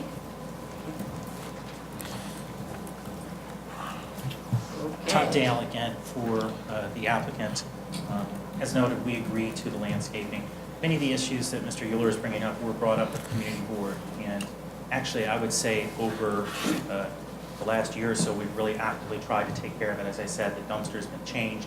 I personally haven't seen the ladder This is the first that I've seen this letter from the adjoining neighbor who's over on 205th Street. I don't know when those photos were taken or how recent, but I haven't seen, again, from my personal visits, that many cars that have been in there and they've been instructed not to do business. We have a good relationship with Community Board 11. We do a lot of work with Community Board 11. You know, the district manager and over there. We asked them if they got any complaints to the Community Board to let us know. We haven't received any complaints at all since we attended the Community Board. They've got my information. I would also note that as far as 205th Street and some of the issues that are up there as far as cars, there's a large Pep Boys repair facility over on 205th Street, and they do a lot of work that's out on the street. I don't know what their current certificate of occupancy is for variance grant, but a lot of the activity that's happening over there is not associated with Star Toyota. The best I can say, as far as cars driving around the area without plates, because of the limitations and the fact that we're only allowed to have approximately 20 cars on site for inventory, if a customer does want to see a car that might be stored in an off-site lot, they will drive with a temporary plate those cars to bring them over so somebody can see a different model at this particular location. When they bring the different model, where do they bring it to? They'll bring the model, if there's space in front, they'll do it, or, sometimes they'll park on the street so someone can take a look at it. Or they'll bring it into that accessory lot, obviously. Potentially to take a look at it. We told people not to do business there with that, but, the transfer, when they do the transfer of the cars, they told me they have to do a little dance because they take the bollard out, they have to take out a car, then they have to bring in the cars, and they really are trying to maintain the requirements of that particular side lot. So, we've heard these concerns, we really have tried to address them, and what I would say is, this is the first we've seen of the letter, but we've made ourselves very accessible for any complaints that have been issued to us or to the property owner. The property owner says that he hasn't received any in the past year. We haven't received any in a long time, and we're happy to continue to address any of these concerns. So this seems to be a disconnect. There's testimony that says it's a problem. Commissioner Montanez observed all of these cars parked there without, and that was recently, right? So something's not. I understand, but I also believe Commissioner Shichanda said that you went to the site and thought it was clean. I don't think that you saw any cars. I did see some cars, but I did not pay attention to the nameplates. Yeah, I'll be candid on that. You didn't pay attention to what? I didn't pay attention to it, whether it had any plates on it. I did see some vehicles parked there.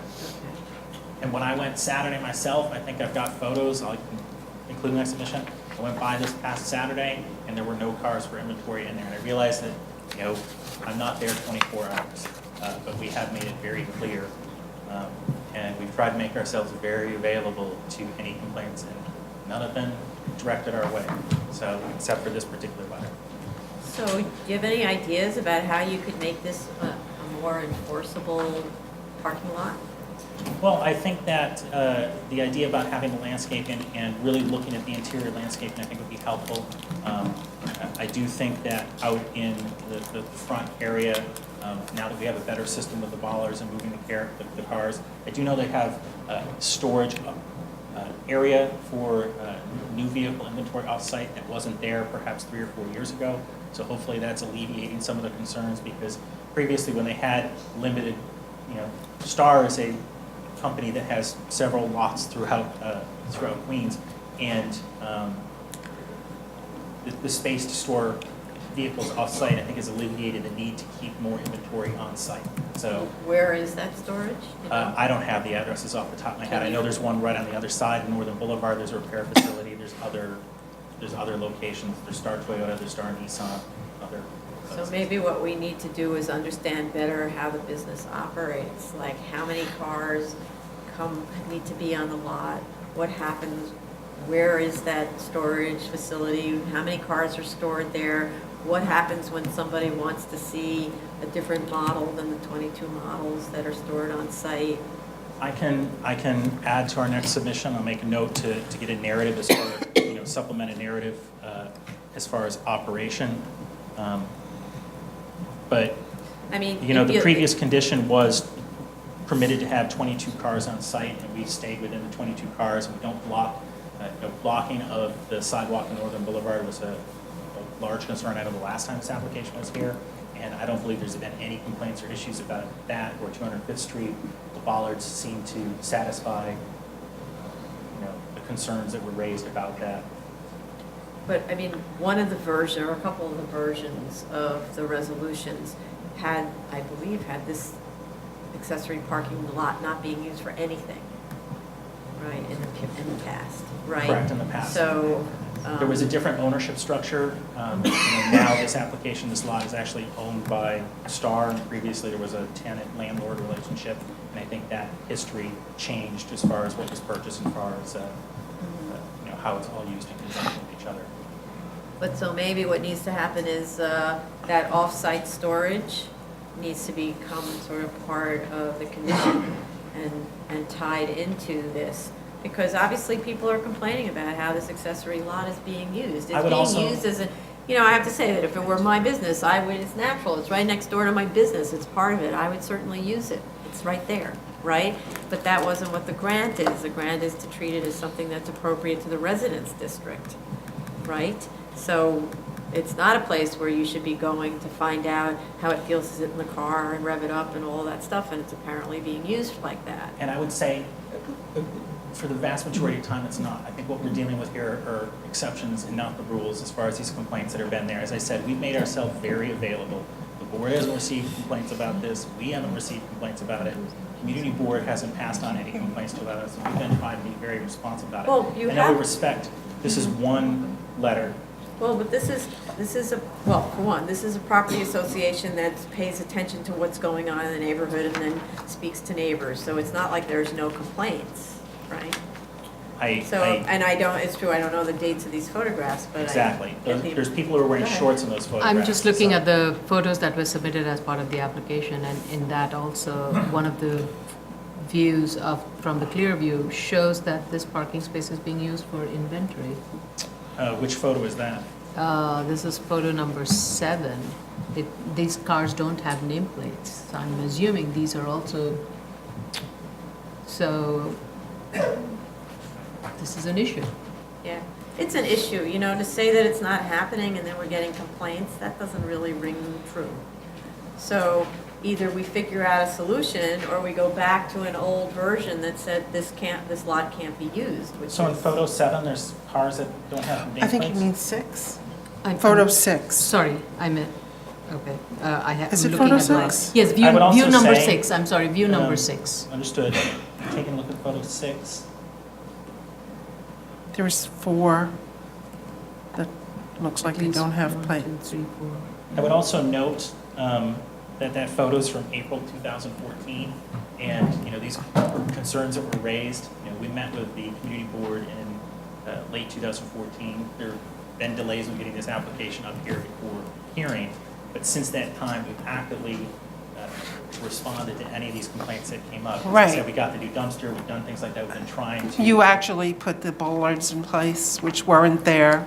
Well, there were some bollards that were Bollards. there, we had to buy. We had No, to there buy weren't new ones. any along the front in that photo. Oh, in these photos, sure. but Right, at the not time they one. told me, believe it or not, there, I guess, is a large black market for bollard theft. They've had bollards stolen, so they came up with new ones, and I guess the new ones are weighted, and they have a chain system to keep them in place, and, there haven't been issues. So, we don't deny that we respect and understand the community concerns in this, but we have actively tried to respond to these. And I would say that over the past year, we've done, an excellent job as trying to respond to this. And, we notify anytime we hear anything, the property owner and the managers. When I saw the car's inventory, called the property owner and said, look, it looks like there's cars that are being there. You can't do this. They've informed the managers they can't do that. It wasn't really raised up, but they told people when they're doing test drives not to do it in the residential area, to try and do it on Northern Boulevard and elsewhere.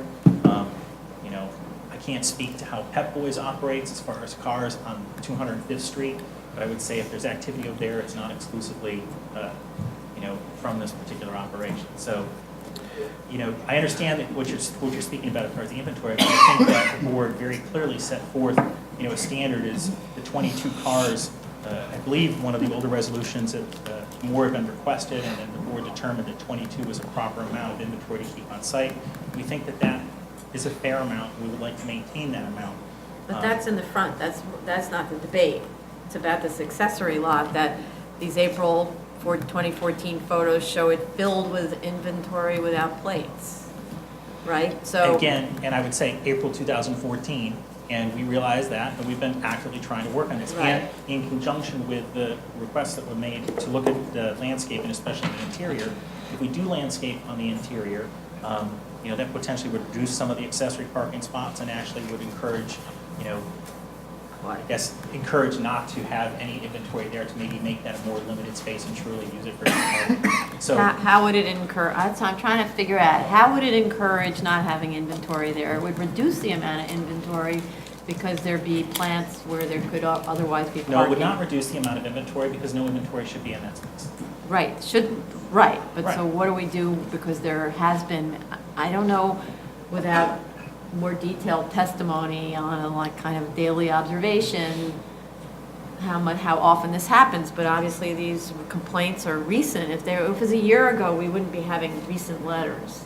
I would say that the letter this current letter from the Auburn Association is dated May 3rd. The letter from the neighbor, there's no date on that letter, and these photos, as I said, there's people in those photos who are wearing shorts, so I can't speak to how recent those photos are because they're not dated. As I said, last Saturday when I was there was no inventory in the lot. And I itself. just said that when I was there last Thursday, there were 6 vehicles out of 12 that were inventory. I don't dispute that. I'm not, okay, well then just accept it. There have been instances. That there have been instances, and that seems to be a problem, and that we have to figure out how we eliminate that problem. Otherwise, right? Because the board can't send somebody there constantly to monitor it. So No, either, we understand, and right? the board isn't the agency that would be monitoring it regularly. Right, so, Inspector or something like that. so maybe you don't have to come up with this answer right in front of us, but you need to think of a way that, that this will be better monitored so that there is only accessory parking in this lot. And otherwise, and also to show that there is a place for overflow in a nearby lot that there's a contractual relationship with, not a temporary one. Sure. And we Right, can where the speak to that. contract lasts essentially for the duration of the business. Do you have a sign or anything that says for employees only or patrons only? There's a customer parking sign, I think that's on the front of the building. I don't think that there's a sign that's actually posted on that fence. There is one on the fence which says for customer parking only. Okay. But in all, can I just add something? To add signage there to talk about not parking inventory is, to me, not going to really solve the issue because the customers are not moving the inventory. So they don't have to be controlled. They're going to come in and they're going to park, which they're allowed to do. So the issue is an internal operational one. Right. And I do agree we should learn more about the operation. But it may be that it is the operation of auto dealerships to have some kind of maneuvering space off of the street in order to complete the operation of displaying and selling and, exiting cars. So maybe we need to look at that as a reality since it keeps on occurring and try and figure out a way to ameliorate the negative effects of this reality, which is that anybody who buys a car knows you go into a dealer's showroom, you say, I want, this model of car, and either they have it on site or they say, we'll bring it to you. Then the car arrives, they call you up and they say your car arrives, and you go and you inspect your car to make sure there are no dings or anything and that the doors operate, and then they change the plates and you leave. That has to occur somewhere, and I would rather that occur in a parking lot than on Northern Boulevard or 205th Street or the Clearview Expressway. So maybe we need to talk about the operation and figure out a way that it can occur in that parking lot in a very efficient and controlled manner. Right. But efficient, controlled manner, but understanding that it's in a residence district and therefore is disturbance to. Right, but the residential. reality is it's going to happen anyway, and it's going to happen pretty close to where this dealership building is, because that is the operation of auto dealerships. And so, you know, we should get in here on the ground floor and maybe figure out a way to regulate this so that we could have some kind of constructive oversight here, because it's going to happen. Well, another option though, not that I can really figure it out. Let's just say that the storage is off-site just across the boulevard, right? Why couldn't it be that they have a little van, and when you're doing this, they put you in a van and they take you across to the other lot, and that's where, in the commercial district, you do your, whatever it is you do, right? So that you're just looking at the model here, and when you want to do follow-up business, you go to the lot that's over there, that's in the commercial district, because I don't think the board contemplated ever that the accessory parking would be any more than that, more Not a active showroom. than that. At a point in its approval history, it wasn't allowed to be used at all. True, I understand that, but I do purchase cars, and I have purchased cars over and over in various different neighborhoods that are largely commercial, neighborhoods that are residential, and all auto dealerships seem to operate in the same way. So I think that to deny that reality is problematic, because what we'll be doing is we'll be letting slip away a chance to have oversight over an issue that, frankly, like the chair says, we're not going to be there 24/7, and neither is even Auburndale Improvement going to be there 24/7. And to say that if we say to them, institute a van system where you know, put everybody in the van and you shoot them across the street, or you shoot them a half a mile away to pick up their car, is that something that can actually be monitored? That's the question that we have to ask. And if we're going to institute a condition that cannot be monitored, then what's the sense of instituting the condition when we could possibly institute conditions that can be monitored and will result in a situation that is, you know, amenable to all parties? That might require a little more review. I'm not saying it can be done, but maybe we should explore that. If I could say, I agree with Commissioner Otley Brown. We're willing to explore this. As I said, I think the landscaping and the interior is actually a very good idea that hasn't been reviewed in this in the past. And I think that, you know, we are going to, you know, try and make this as minimal disturbance to the buildings, the area, and maybe actually a physical barrier, maybe taller fences, something like that, to maybe provide even more screening to that area.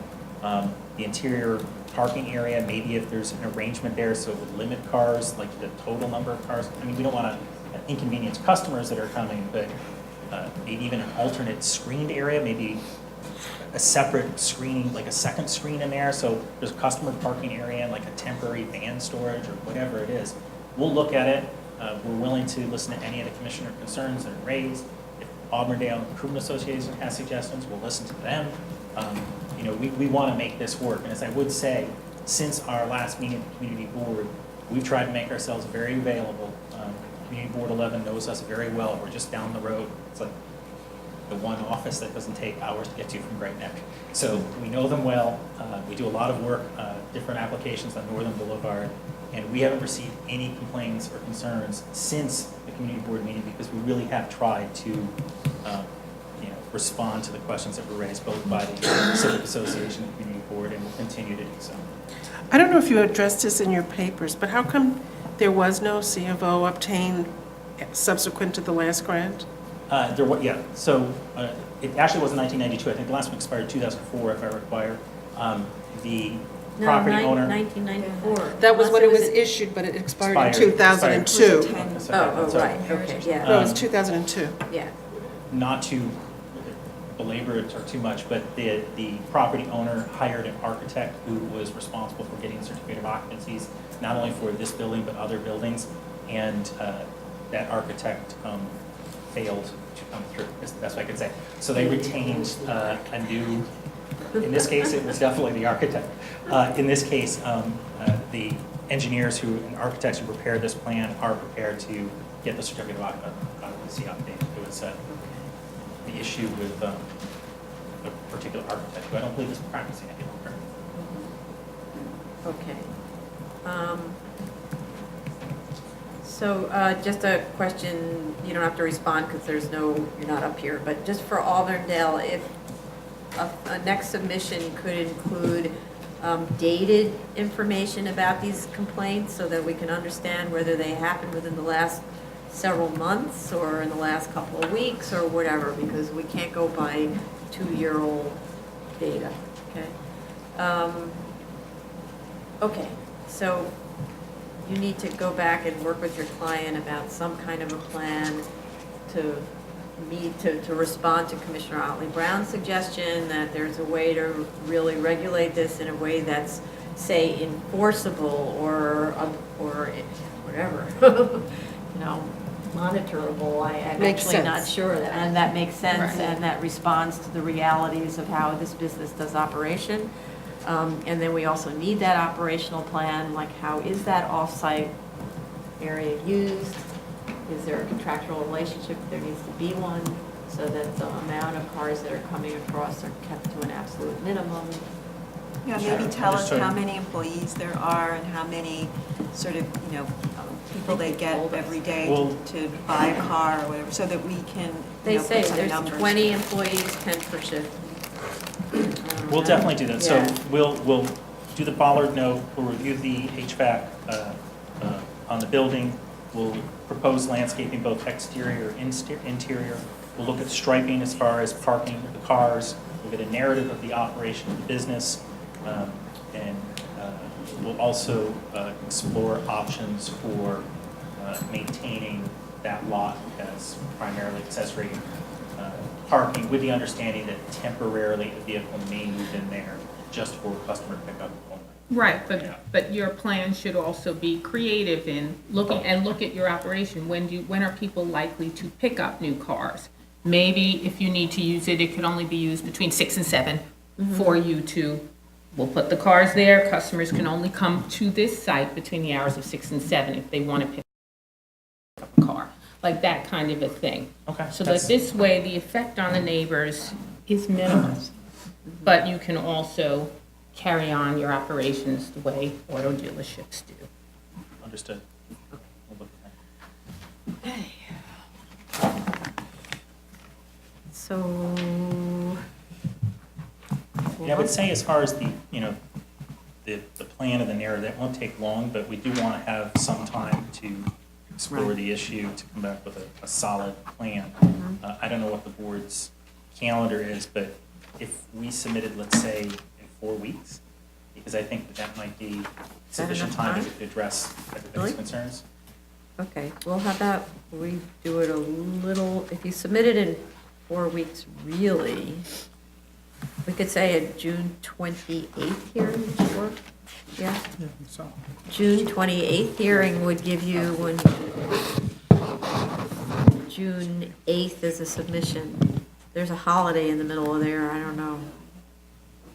Sure, Does that you work for don't you? need more time. If 'cause you- You've got to do a I'm- landscape plan, and then you've got to do this operational plan, and I don't know if you have enough time to actually coordinate all of that. What if we submit June 15th? Does that move it back? Okay, June, let's see. You could submit June 22nd for the next hearing on July 12th, otherwise it's. So just- July 12th is the first one after June Yeah. 28th? Okay, so 7/12 for For hearing. June and 22. 6/22 submission. Yeah.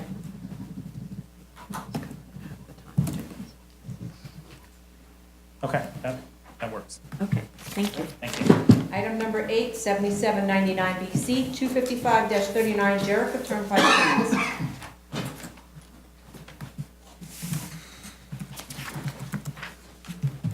Good morning, Madam Chair, Commissioners, staff.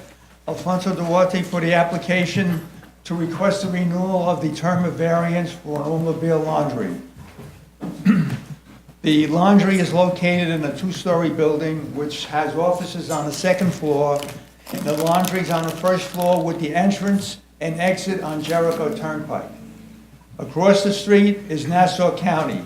We're in Floral Park in Queens County. The original case, this site has been before the board for about 86 years. The first case being in 1929 when it was an auto facility. The operation is that the cars enter from Jericho Turnpike into a 21-foot wide lane, and is split into 2 lanes, one for exterior only and one for interior and exterior cleaning. And they exit also onto Jericho Turnpike. The hours of operation are Monday to Saturday, 8 to 6, Sunday, 8 to 4. There are no violations or complaints against the property. And on the property, there are 3 signs, 2 on the face of the building, and 1 is a post sign. And I filed the valid permits for these signs that are in existence. Let's see. What about that one that seems to be doing advertising?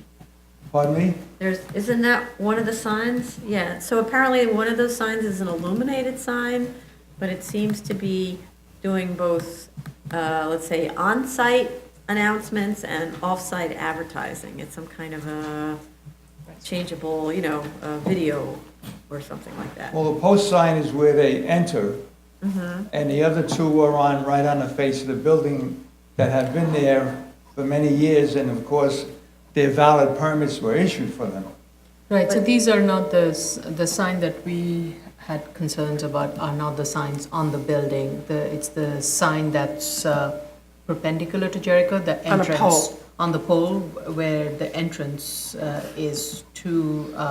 The entrance is, the post sign is at the entrance. Right, that's the sign that we noticed was serving not just as an accessory sign, but it also had content that were not related to the business operating on that site. Okay. And It was that's not permitted. advertising other businesses. I don't understand. What was that? It's a computer-controlled sign, and the copy constantly changes. I don't know. And it's flashing, and it advertised different businesses. I saw Fat Ernie's Restaurant. I'll have to check, okay. No, it's there. Oh, okay. No, So, but it's different if you permitted a business I'll find sign, out. it doesn't sound like that's what, Okay.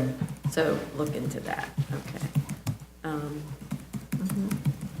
Okay, and then I also saw a banner on the side street, on the fencing on 256th Street, on that entrance to that little parking area, which said detailing. I'm gonna have to talk to the owners. And it had an arrow, They it's do. detailing, enter here. They do detailing. Detailing is doing the interior. I know, but that's not what, they're supposed to do it on the, that's not, the entrance is not on Jericho Turnpike. You're The talking about entrance the is around side the corner. Well, detailing is an integral part of the, Yeah, but I don't think that parking area was supposed to just be used for employee parking. okay. Which is Not- why I asked on your plan, could you show the cars actually how they exit? Because you sort of have it sort of partially, and it does look like they would be exiting out to 256. And that's not true. They should be coming through the building. But your plan doesn't really indicate where they go. So if indeed they are going out of 256, that's not what is supposed to be happening. They're supposed to come through the building and exit through that second door, right? The second garage door. Onto Jericho. Onto Jericho. But your plan doesn't really indicate what happens. Can you make sure that it's on the plan? I'll self-fix. When I was there, I was wondering, is there any exit from the building into that little parking area? the one that. Yes, there is. Yeah, There is. When I was there, it was closed, but is there? I walked it myself. Okay, for a vehicle? Not for a person, for a vehicle? No, not for a vehicle. No, For a person, there's no access from the car wash to the side Not to parking my lot? knowledge. That was the parking area for the employees Right. that came in from 256th Street and parked their cars there. Well, it seems I that don't believe, they're I'll have using to that for check to make detailing. sure. I don't believe there is an exit for the car. Okay.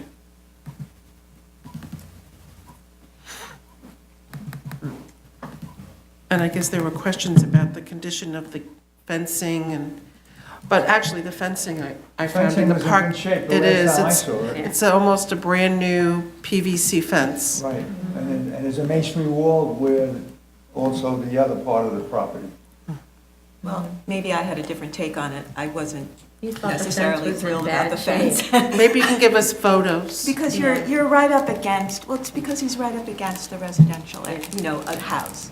And one would hope that it just looks a little more sort of residential and not so clearly commercial. So, although maybe my aesthetic sensibilities are No, I don't think that's unreasonable. crazy, but it is. It's right next door to, a relatively nicely kept house. I mean, Yeah. when I rode down the street, I thought, So maybe you could just take a look at that and see if it could be. I'll clear that up. Yeah. Actually, the photos you gave us show vines growing. I think the fence has been replaced since the photos. Yeah, no, it has, but It it has. just doesn't, I mean, to my eye, it just doesn't look like it should be adjacent to a residential building. Because there was some landscaping in that strip, which is gone now. Okay, I'll take care, I'll be out there. Okay.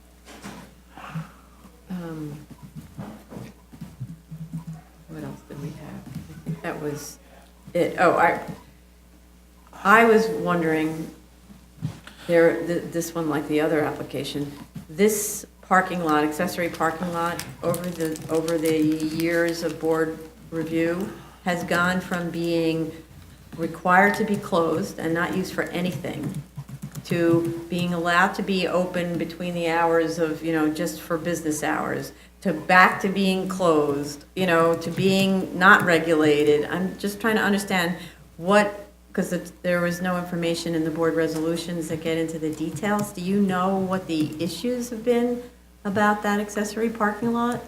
Well, I think one of the resolutions said that lot had to be locked at a certain, That's the at a latest one. certain hour, one of the previous cases. Yeah. But, okay. Maybe they were having problems like the other case before where they were using it for inappropriate purposes, but we haven't had any complaints, so, okay. Are there any speakers on this? Okay, so we need to clarify about that fence. The ideal would be to replace the fence with something more appropriately residential, like a wrought iron fence. But then, because it's a parking area, that there be either planting behind it or something that opaques it. The other is, I had a question about the tax lot number 8. What? So you have both the tax map and the survey that make reference to tax lot number 8 becoming part of lot 52. Well, what eventually happened was that the entrance part of the site was owned by the people who were there before Mavis. And during this interim, I was engaged to apportion the lots to bring it back to what it really is. Because at the last board case, where they showed the entrance to lot 52, it wasn't there. It belonged to the adjoining property. And when they retained me, I picked it up, went through all the deeds that were transferred through the years, and filed an apportionment, and got the lots certified, and the way I filed it is the way it is now. So was that little sliver there that was part of lot 8? That was part of the adjoining lot. Nobody Okay. picked it up. So Until does I that came mean along. you've enlarged the zoning lot? So now it's part of our lot. Now, but does that mean the zoning lot was enlarged, or it was always treated as if it was part of the lot? In other words, under the deeds, it was transferred. When the owner bought it, he bought that portion, but no one went to the tax department to apportion the lots at that time. But he did own it. He owned it, okay. And that's when I picked up that the lot was not apportioned, and I filed applications at the building department, portioned the lots, and made the final tax map correct the way it should be. Okay, so you effectively corrected the paperwork, the record, right? They It's always owned that lot. It was just They never... always owned that Always portion, owned lot, right. okay. I just went to apportion the lots. Mm-hmm. Excuse me. Okay. So it So doesn't sound hopefully I like got the zoning everything lot correct. changed, right? Doesn't sound like the zoning lot was affected. I just want to make sure. Okay. All right, so then, I think that's the only question, isn't it, about the fence? And the sign. And the sign, And the right, banner and the sign. illuminated sign. So you're going to find out about that advertising sign, which shouldn't be an advertising sign?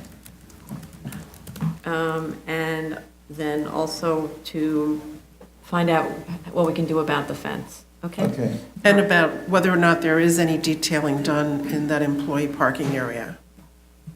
Okay. Which it shouldn't be. And maybe that's what the issue was back then when that. Being used for the business Right. and not, yeah, just fine.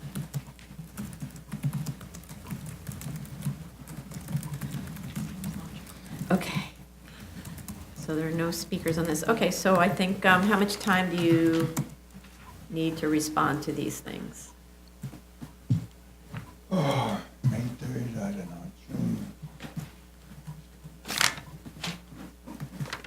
June 21st?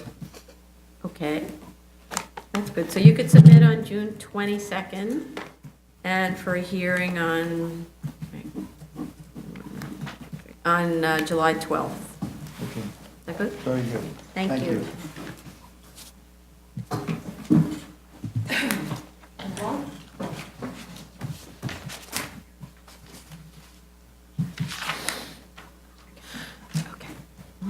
Okay, yeah, that's fine. Thank you.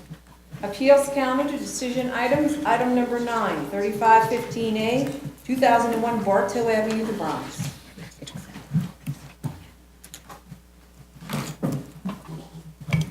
Just some housekeeping before we go on. There were 2 submissions made after the board's final submission date in this matter, a record from the appellant's counsel, and a responsive submission from DOB. Both of those letters are incorporated into the board's record and have been accepted. The request by DOB for further discussion is denied, and the record will not be open. There will be no more submissions on this matter from DOB, but both letters are in the board's record now. And then also to clarify that, just so everyone knows, that yesterday's executive session where the commissioners went through their views, that is part of the record and holds for the vote that we'll have today. So I'd like to bring this to a vote, so. May I ask Did you, okay. I'm sorry, if I may, do I have the courtesy of a brief statement, or? The record is closed. We're now in executive session, so otherwise we have to reopen, in which case then DOB also has to speak, and this can go on indefinitely, so it's actually closed. So I'm just going to bring this to a vote. So for a motion to grant? Chair Perlmutter? No. Vice Chair Hinkson? Aye. Commissioner Montanez? No. Commissioner Otley Brown? Aye. Commissioner Chanda? No. Thank you. Thank you. Thank you. Item number 10, 106, 107, 15A, 4229, and 4231, 149th Street, Queens. Hello, Eric Palatnik. You wanted, we need to defer this pending community board and DOT response. Correct. So I don't know how long. How much? Board is May 9th. May 9th, Yes, right. next and week. DOT, don't know. So. Hopefully soon. Yeah, hopefully soon. So how about we defer this to like June 21st? Does that That's sound great. far away? Summer solstice is perfect. Okay. Okay. Thanks, and we'll submit to you as soon as we finish up at the community board, we'll submit to you. And yeah, also, we need a revised builder's pavement plan and site plan, just make sure the curb cuts match. We'll give both of that to you if it's okay with the board by June 14th. Thank you. Thanks. Item number 11, 21815A, 428 St. Mark's Place, Staten Island. Okay, we have the DOT sign off, so for a motion to grant. Chair Perlmutter? Aye. Vice Chair Hinkson? Aye. Commissioner Montanez? Aye. Commissioner Otley Brown? Aye. Commissioner Chanda? Aye. Thank you. Thank you. Zoning calendar, decision items, item number 12, 30-12BZ, 14241 Roosevelt Avenue, Queens.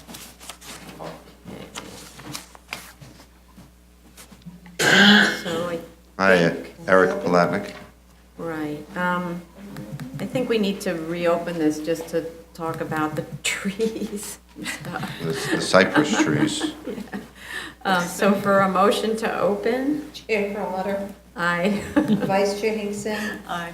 Commissioner Montanez. Aye. Commissioner Brown. Aye. Commissioner Chanda. Aye. Okay. Hi, Eric Palatnik. The architect is here with us. I'll let, rather than me pretending to know anything about trees, to the extent that the conversation is going, he could speak about the tree selection. I believe he did make a mistake. He has some revisions, and he could go through them with me.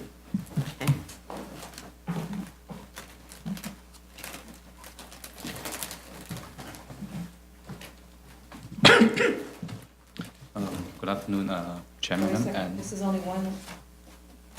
Chairman and. That's only one copy? The two copy of it. Oh, okay. Okay. Please speak up also. Okay. And say your name. My name is Ben. I'm from John Wilton Architect Office, and I'm a designer for this project. I will present. I'm aware that you guys have question about how to maintain the tree and how to keep it survive and grow. So I realized that the previous tree that I selected is quite a large one. That is not the flower bed is not big enough for it growing. So I decided to choose a different one. It will be a apple tree, Berman gold. That will be evergreen. Oh, which one? Should be Berkman's Gold, is that Berman one? gold, yes. So I found out that it's a much more smaller tree, that it could go up to around 6 feet high, with tree boards around 40 inch in diameter. So I will enlarge the flower bed and to make it grow and. But diameter and then what's its depth? Yeah, the depth is, I mean, the height is, the tree height is about 6 feet high. No, the ball depth. The ball depth is, I think it's diameter. Yeah, so your planting bed, I think, is about 2.5 or That's why 3 feet I enlarged it to deep. 4 feet high. You're gonna make it 4 feet Yeah, high? 4 feet deep, and then. Oh, I see, and yeah, also enlarge it to wider. make the pan is gonna fit there. Okay. Mhm. Okay. And I also aware that you have a question about existing ductwork and on the existing roof. Say that again, I'm sorry? The existing ductwork, I mean the mechanical equipment on the existing roof that we will be relocated to the corner of west side of the building where the Roosevelt and the Brown Street intersection. But it's not shown on the drawings. Yeah, I will indicate on the drawing, make sure it's on the plan. And the existing ductwork will be moved to interior, so will not affecting the mechanical system and the roof parking. So wait, so the mechanical, what kind of mechanical equipment will be on the roof? HVAC system. So like chillers? The chiller, condenser. So where is that relative to the residential building? That will be in the, yeah, at this corner. Hi, it's Eric Palatnik. He's proposing to locate it on the diagonal, on the corner, of Bowen and Roosevelt, at the furthest most point from the residential. Okay, so then will it be lower than the rail, lower than the heights of the parapet and railings? Yes. Is that, okay. Let me just see here, maybe it's shown. Oh, that's where it says rooftop HVAC unit. It says cooking vent with charcoal filter. Yeah. So the other units are all gonna fit in there? Maybe we will provide more than one of that. Provide more than one what? More than one of the charcoal filter for the cooking equipment. But like a chiller, that fits in that little box? Yeah, the little box. Really? Okay. So you may end up, because it might not, just taking up more that space, those spaces on the other side of space 12 and 11 might end up getting filled up with mechanical, just in case you're underestimating there. Okay. And also about the stucco, I mean, the facade, the new proposed CMU wall, that we find out the painted CMU is not a good solution, so we choose to put new stucco along to the new CMU wall to match with the existing CMU wall. Okay, so you're going to run the stucco all the way from Yeah. grade to the top of the masonry? Yes. On both sides? On both sides. and So on it the- looks uniform? Yes. Okay, so you'll change the note on the drawing to indicate that? Yes. Okay. Okay, and when you revise your landscaping plan, make sure that the spacing of your plant, whichever one you choose that's the right one for this place, Yes. is spaced so that it's making a dense visual barrier and not so far apart that when they grow, that it's more decorative than it is sound and visual blocking, okay? Okay. Thank you. Okay, anybody else on this? Are there any speakers on this? Okay, thank you. Thank you. Thanks for coming. All right, so I think we can, so we need a submission, obviously, of that. Yes. You can submit in 2 weeks. 2 weeks, okay. So then again, that puts us back also, do we have room still on the 14th? Just take a look. I think 20, we 22? 21, I mean? 1, 2, 3, or we could do 14. 1, 2, 3. 21st of June? Yeah. 21st we have? All right, We have room so on the 21st. We can do the 14th as 14th well, too? yeah. Oh, okay, so is that all right? So Yeah, we could submit by return on June the 1st. 14th for a decision, because I'm going to close, and then it's 1, 2, and submission on the 25th. Is that enough time? Yes, that's more than enough. Okay. June 14th, right? Thank you. Correct. Okay. So for a motion to close again. Chair Promoter, Aye. Vice Chair Hinkson. Aye. Commissioner Montanez. Aye. Commissioner Otley Brown. Aye. Commissioner Chanda. Aye. Thank you. Item number 13, 297-13BZ, 308 Cooper Street, Brooklyn. Okay. Yeah, you can take it, I just have to abstain, I don't know how that works. Good afternoon, Amanda Iannati for the applicant. We received, I guess, all of the testing and analysis, and we've determined that the site is being designated an E designation, hazmat remediation, effective today, I suppose. So for a motion to grant? Sorry. Yeah, Vice Chair. Yeah, you can say me and then I say abstain. Okay, sorry. Chair Promoter, Abstain. Vice Chair Hinkson. Aye. Commissioner Montanez. Aye.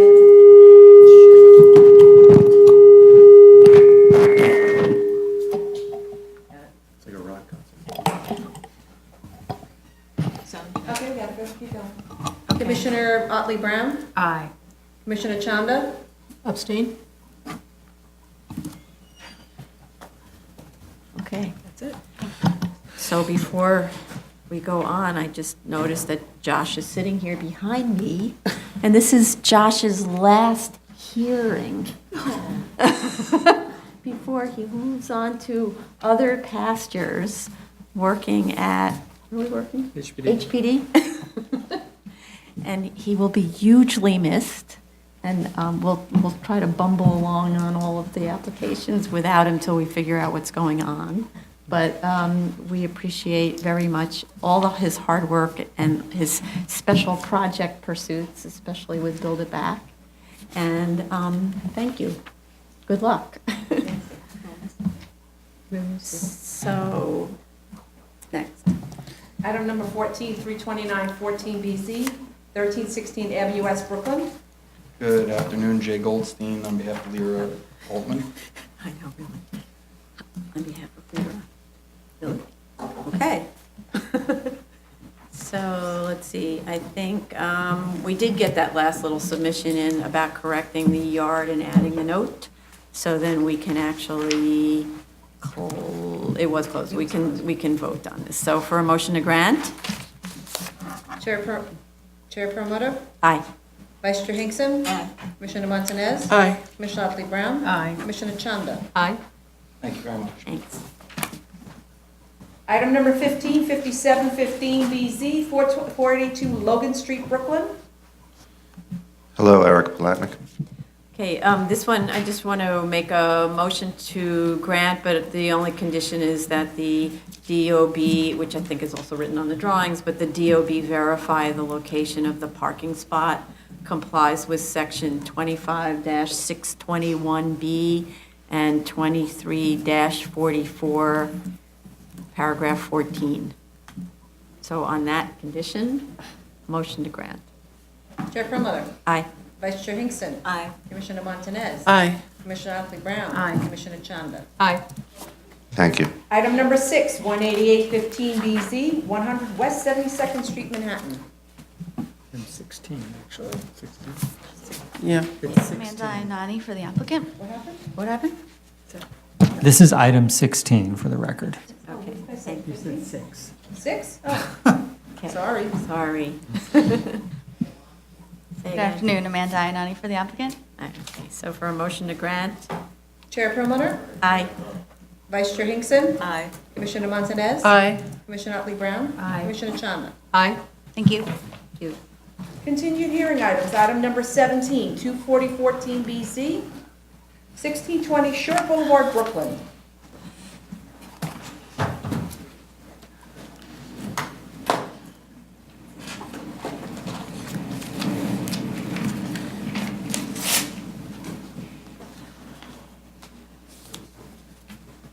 Good afternoon, I'm Gregory Tyrone, the applicant.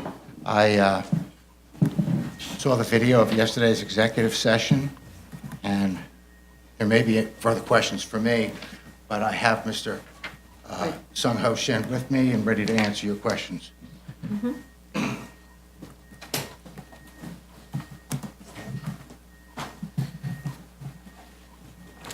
Hi, how are you?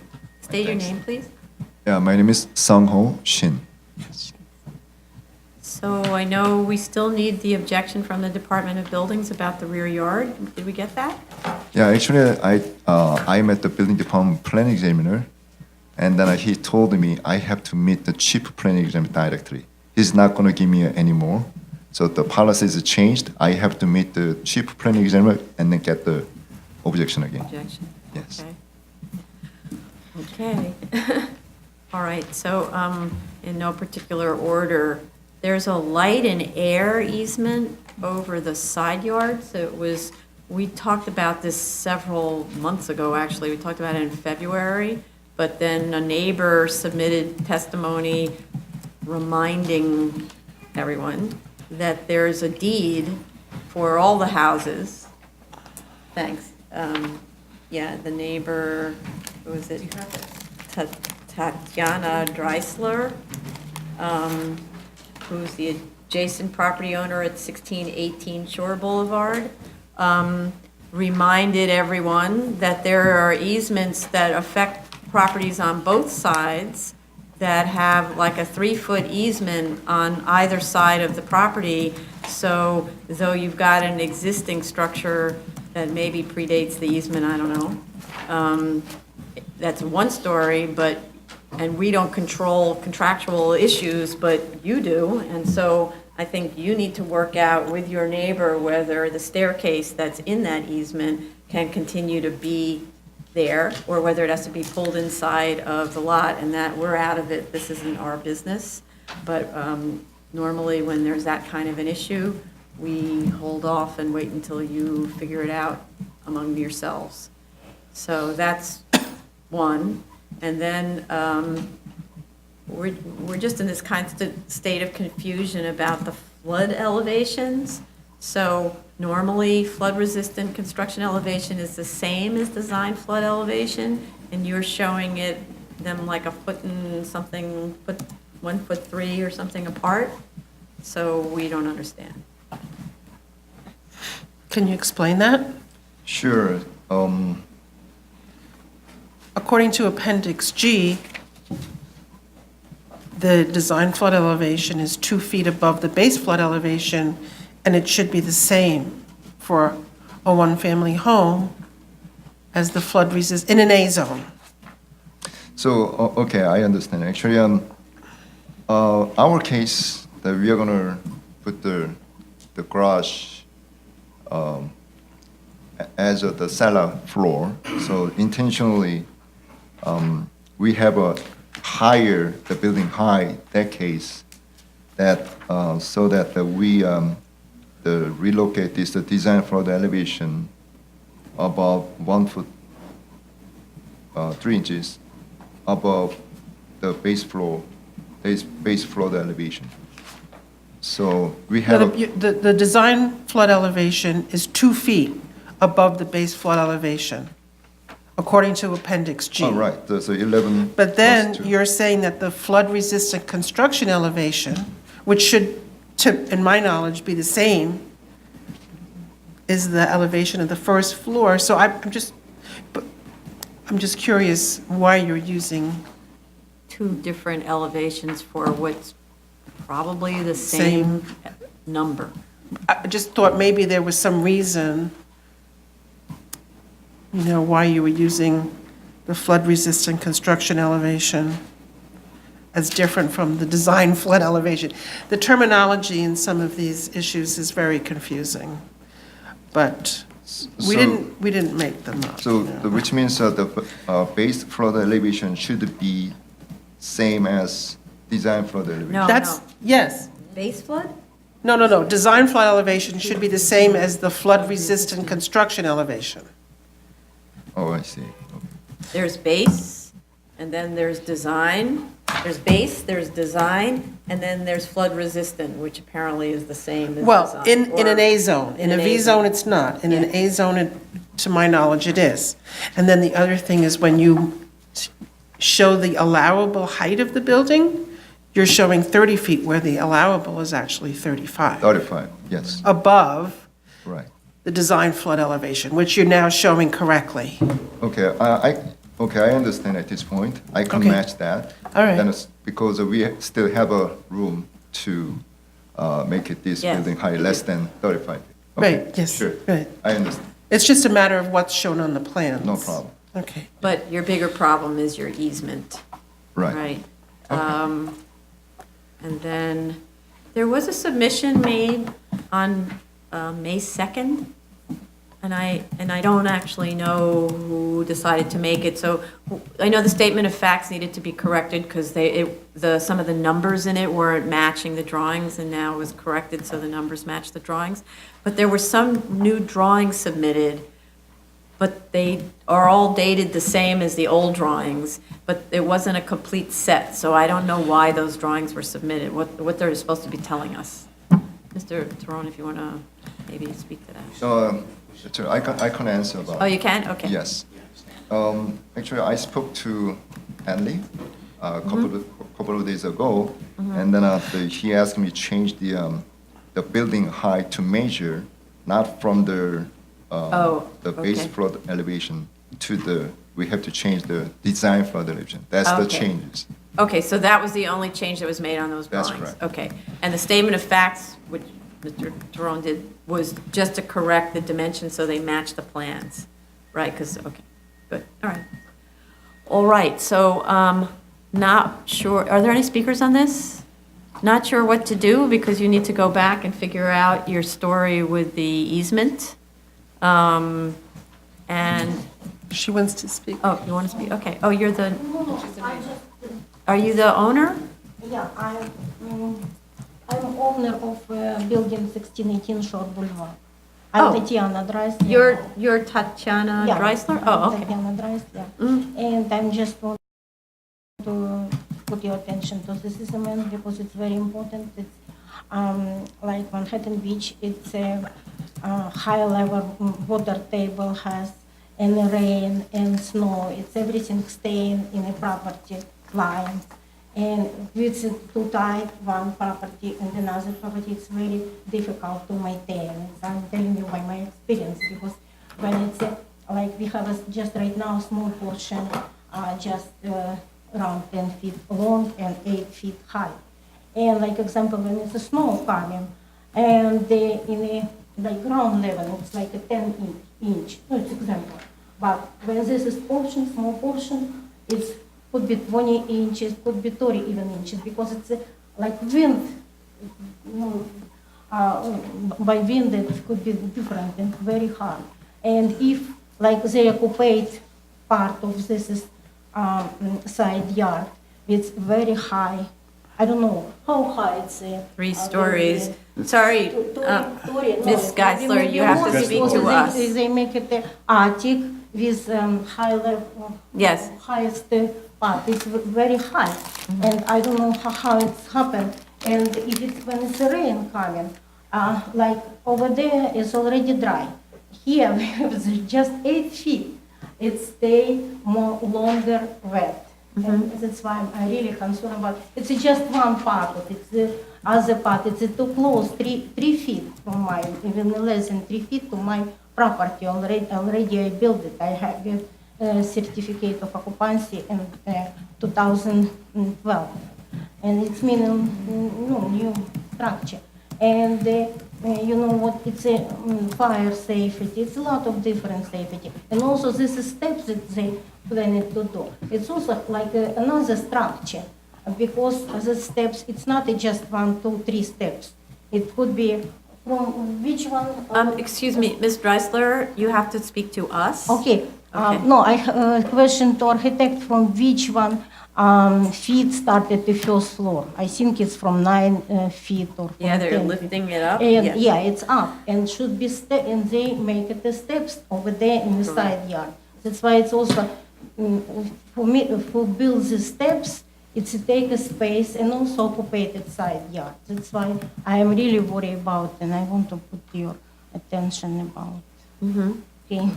Thank you very much. And Okay, thank you, and thank you for pointing out about the easement, but you need to speak to them about the easement. You have to work it out or whatever. You know what, easement is usual, like this is side yard. It's no like part of Board of Standard and Appeal decision. And that's why I want to put your attention to this too, because you know what, this is our problem, and I'm talking to you about.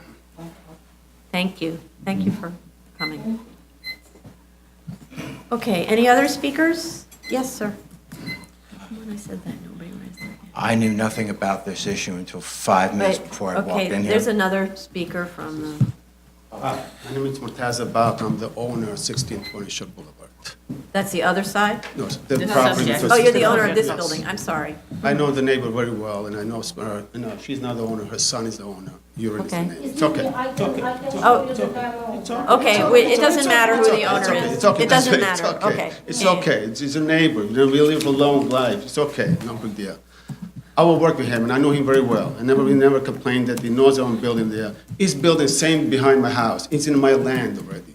It will occupy my property. It was approved from BSA into last year. I didn't complain. I didn't say nothing. I'm trying to build a house for my family, which I'm working almost 2.5 years. Hard work for 25 years in this country. That's what I'm trying to do. I don't want to go away, no one, but I'm trying to do my best. And please, take in consideration, look at me. I'm trying to explain to you. I'm looking at this to be approved. Really, I'm not going to offend no one up there. I'll talk to them, no problem. Thank you so much for your help. I'm very emotional. Trust me, the way I've been through in almost 2.5 years. I spent almost a lot of money to really build this for 25 years in this country for my family. That's what I'm trying to do. Thank you.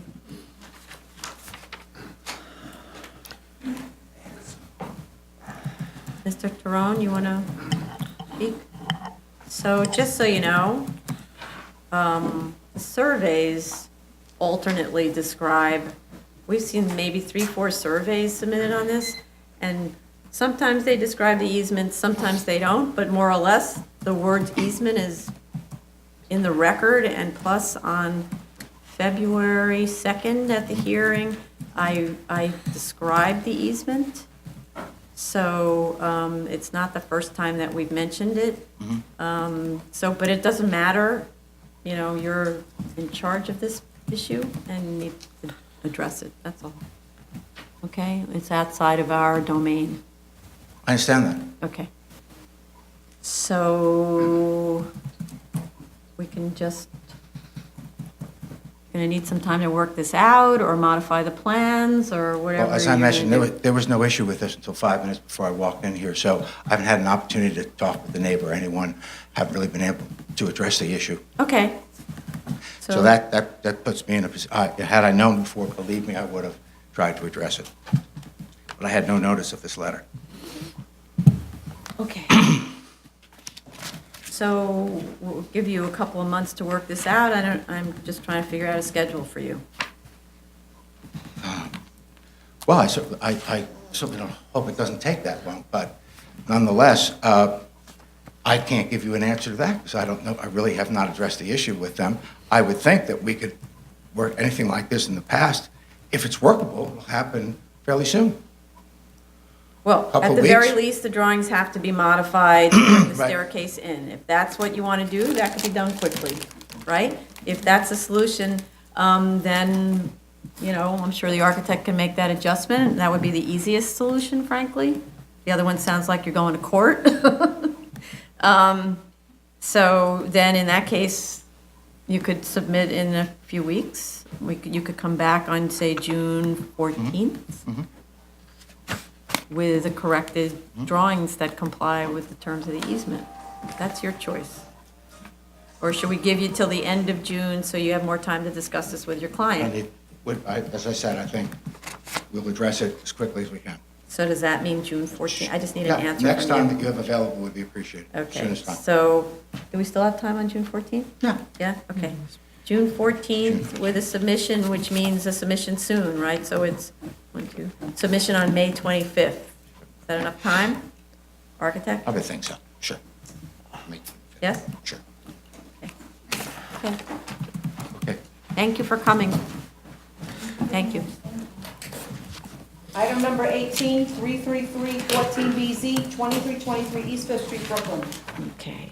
Good afternoon, Jay Goldstein on behalf of the law office of Lear J. Altman for the applicant. Okay, I think I put too much stuff on June 14th. Okay, so, We have a few more, but that's fine. We can put this on, we can put this one on sooner if you want. Because I think they already submitted. This is the one where I've already submitted. something. No. For Lyra, this is Lyra's case. The requested dates, I believe, were May 11th for a submission and June 2nd for a hearing date. yeah, but June 2nd isn't available, but June 14th, we still, I don't want to do any more, please. June 14th is Understood. kind of packed? We Or is have, I it? mean, we have, here, I can tell you. Because I don't know, there was 15 when I started and I haven't been paying attention. It's one, there's only 17. We've only put, Really? yeah, there was 14 when we started. Okay, so there's 17? Okay. So we can adjourn to June 14th with a submission on May 25th. Okay. So May 25th, June 14th. Thank you Thank very you. much. Item number 19, 2115BZ, 11235 69th Avenue, Queens. Hello, Eric Palatnik on a speedy board day. Really? The architect, yeah, well, this is the last one, isn't it? No. Oh, I thought this was the last one. I apologize. Yeah. Well, still moving quick. Sandy, the architect, is with us here today. We know you had questions yesterday regarding the garage, and Sandy will talk more about it, but when we did look at it, we see your interpretation with the square footage of the garage.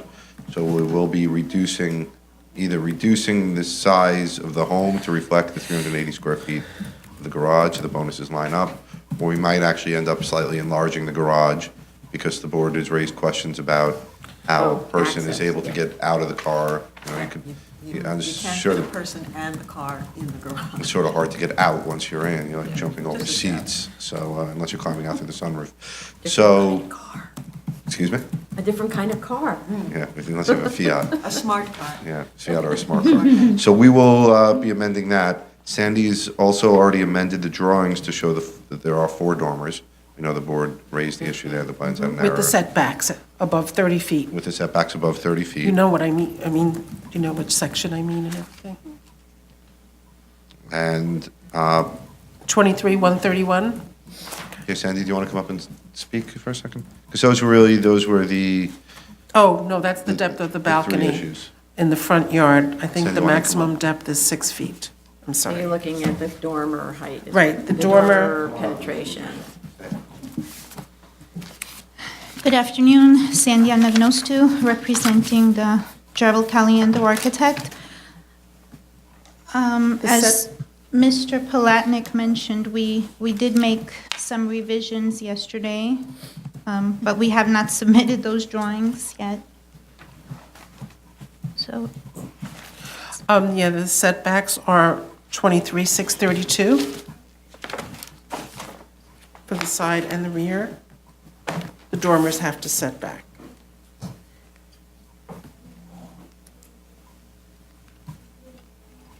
And then, according to ZR 23-131, I see the depth of the balcony is a maximum of 6 feet. You have 8 in the front yard on the second floor.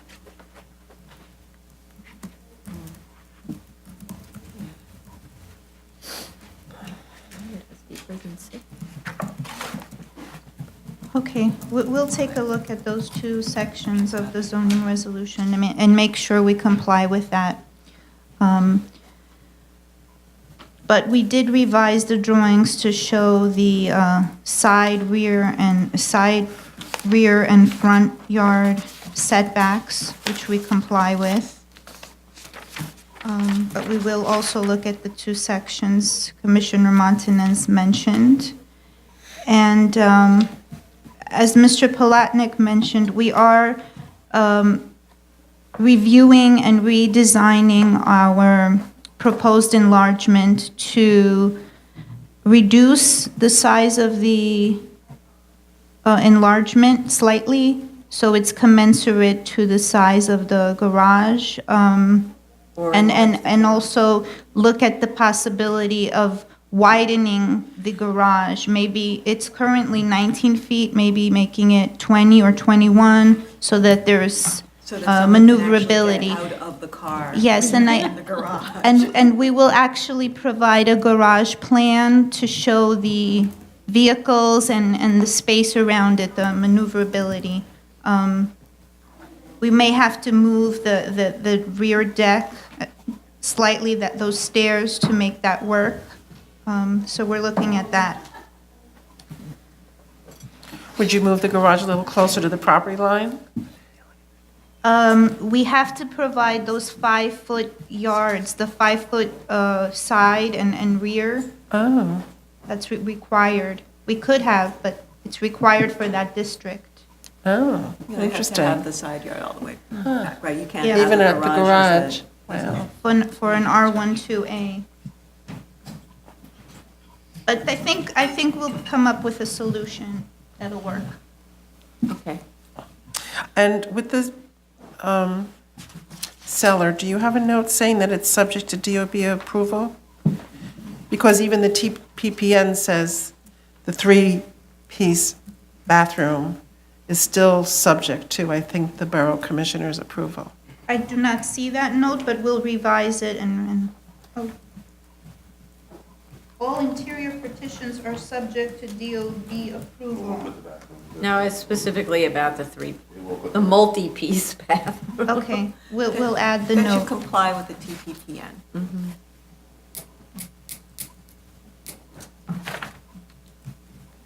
Okay. Anything else? Are there any speakers on this? I think not. Okay. How much time to make those corrections? 2 weeks, right? We can submit within 2 weeks. So, I just lost my thing. Uh-oh. How about we do this one on to the 21st of June? So that would be a submission on June 1st. Thank you. Thanks. Item number 20, 12615BZ, 1782 East 27th Street, Brooklyn. Watch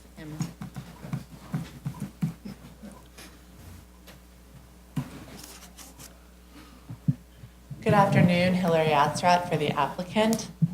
We were at the review session yesterday and would like to address some of the comments and additionally request some additional time to deal with two of the comments specifically.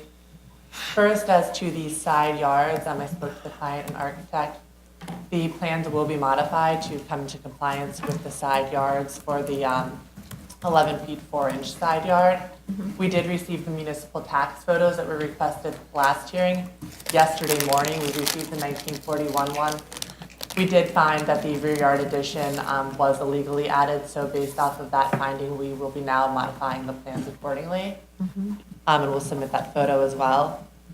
As to the issue regarding the ramp, the plans are going to be modified to show that there is an asphalt pathway that would be extended to that ramp so that there would be access from the driveway to the ramp, so there'd be consistent access. A height study is going to be done. While we did reduce the height of the building by a foot, I know that there are still concerns about the compliance with that height in the character of the surrounding buildings, so that will be addressed. The landscaping is going to be corrected. With respect to that, though, I think it's also that the height should be brought down further, not just an analysis to prove that it seems that it's higher than it needs to be.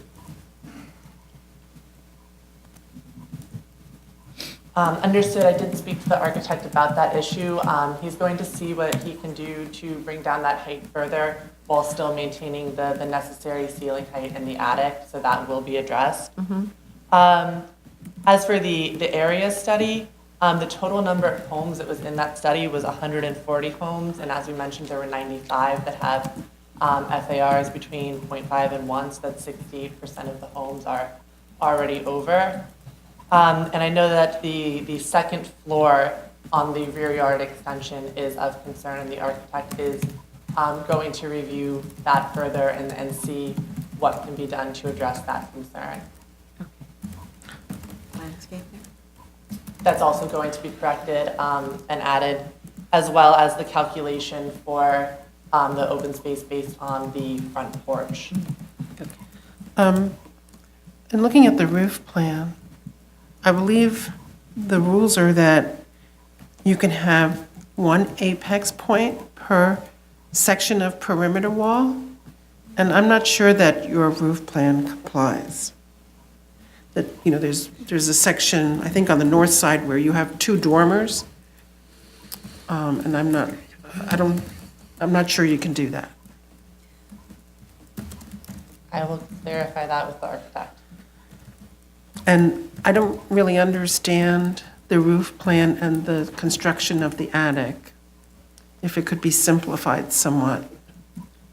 I do know that the plan was designed as it is currently laid out because they're hoping to make those bedrooms for their many children. So they're hoping to have many separate rooms up there because that is going to be, somewhere they hope that they can have their children sleep. But I can ask, I know that that was addressed, and we brought it up to the architect, and the architect is going to look into how that can be simplified. And again, the attic and the second floor addition, because those are both the main concerns, they're going to review both of those, and we hope to address them in our next submission. Okay.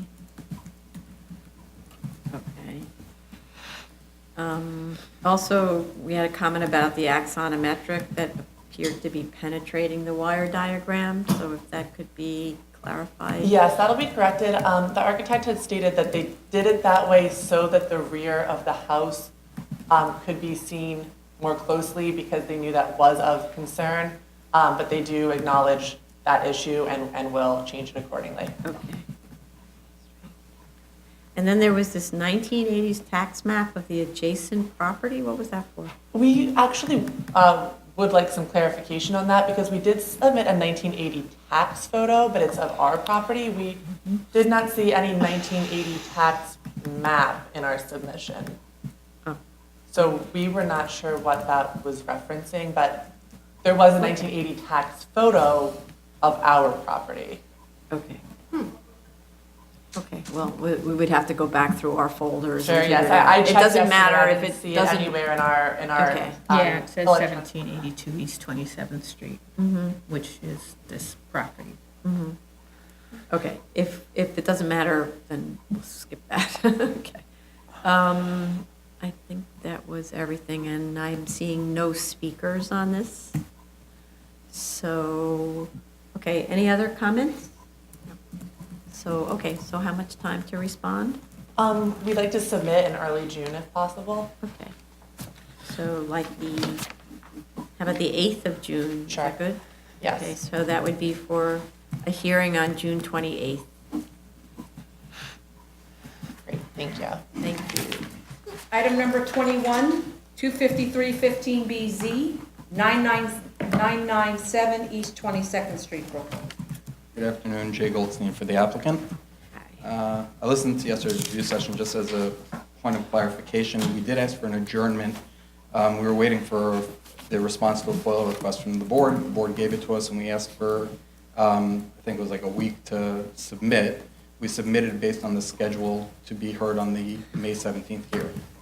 So there's nothing else to submit, and it was rather short submission. Oh. So I'd hope that it can be Okay. kept on that schedule. Room on the 17th. I think it's already on, right? What? Is it already on then? Well, that's what we asked for, and that's what we were told to put in for, so that's why we followed that schedule. No, it's easy for you to say. There's 22, but not all of them are. There are 22?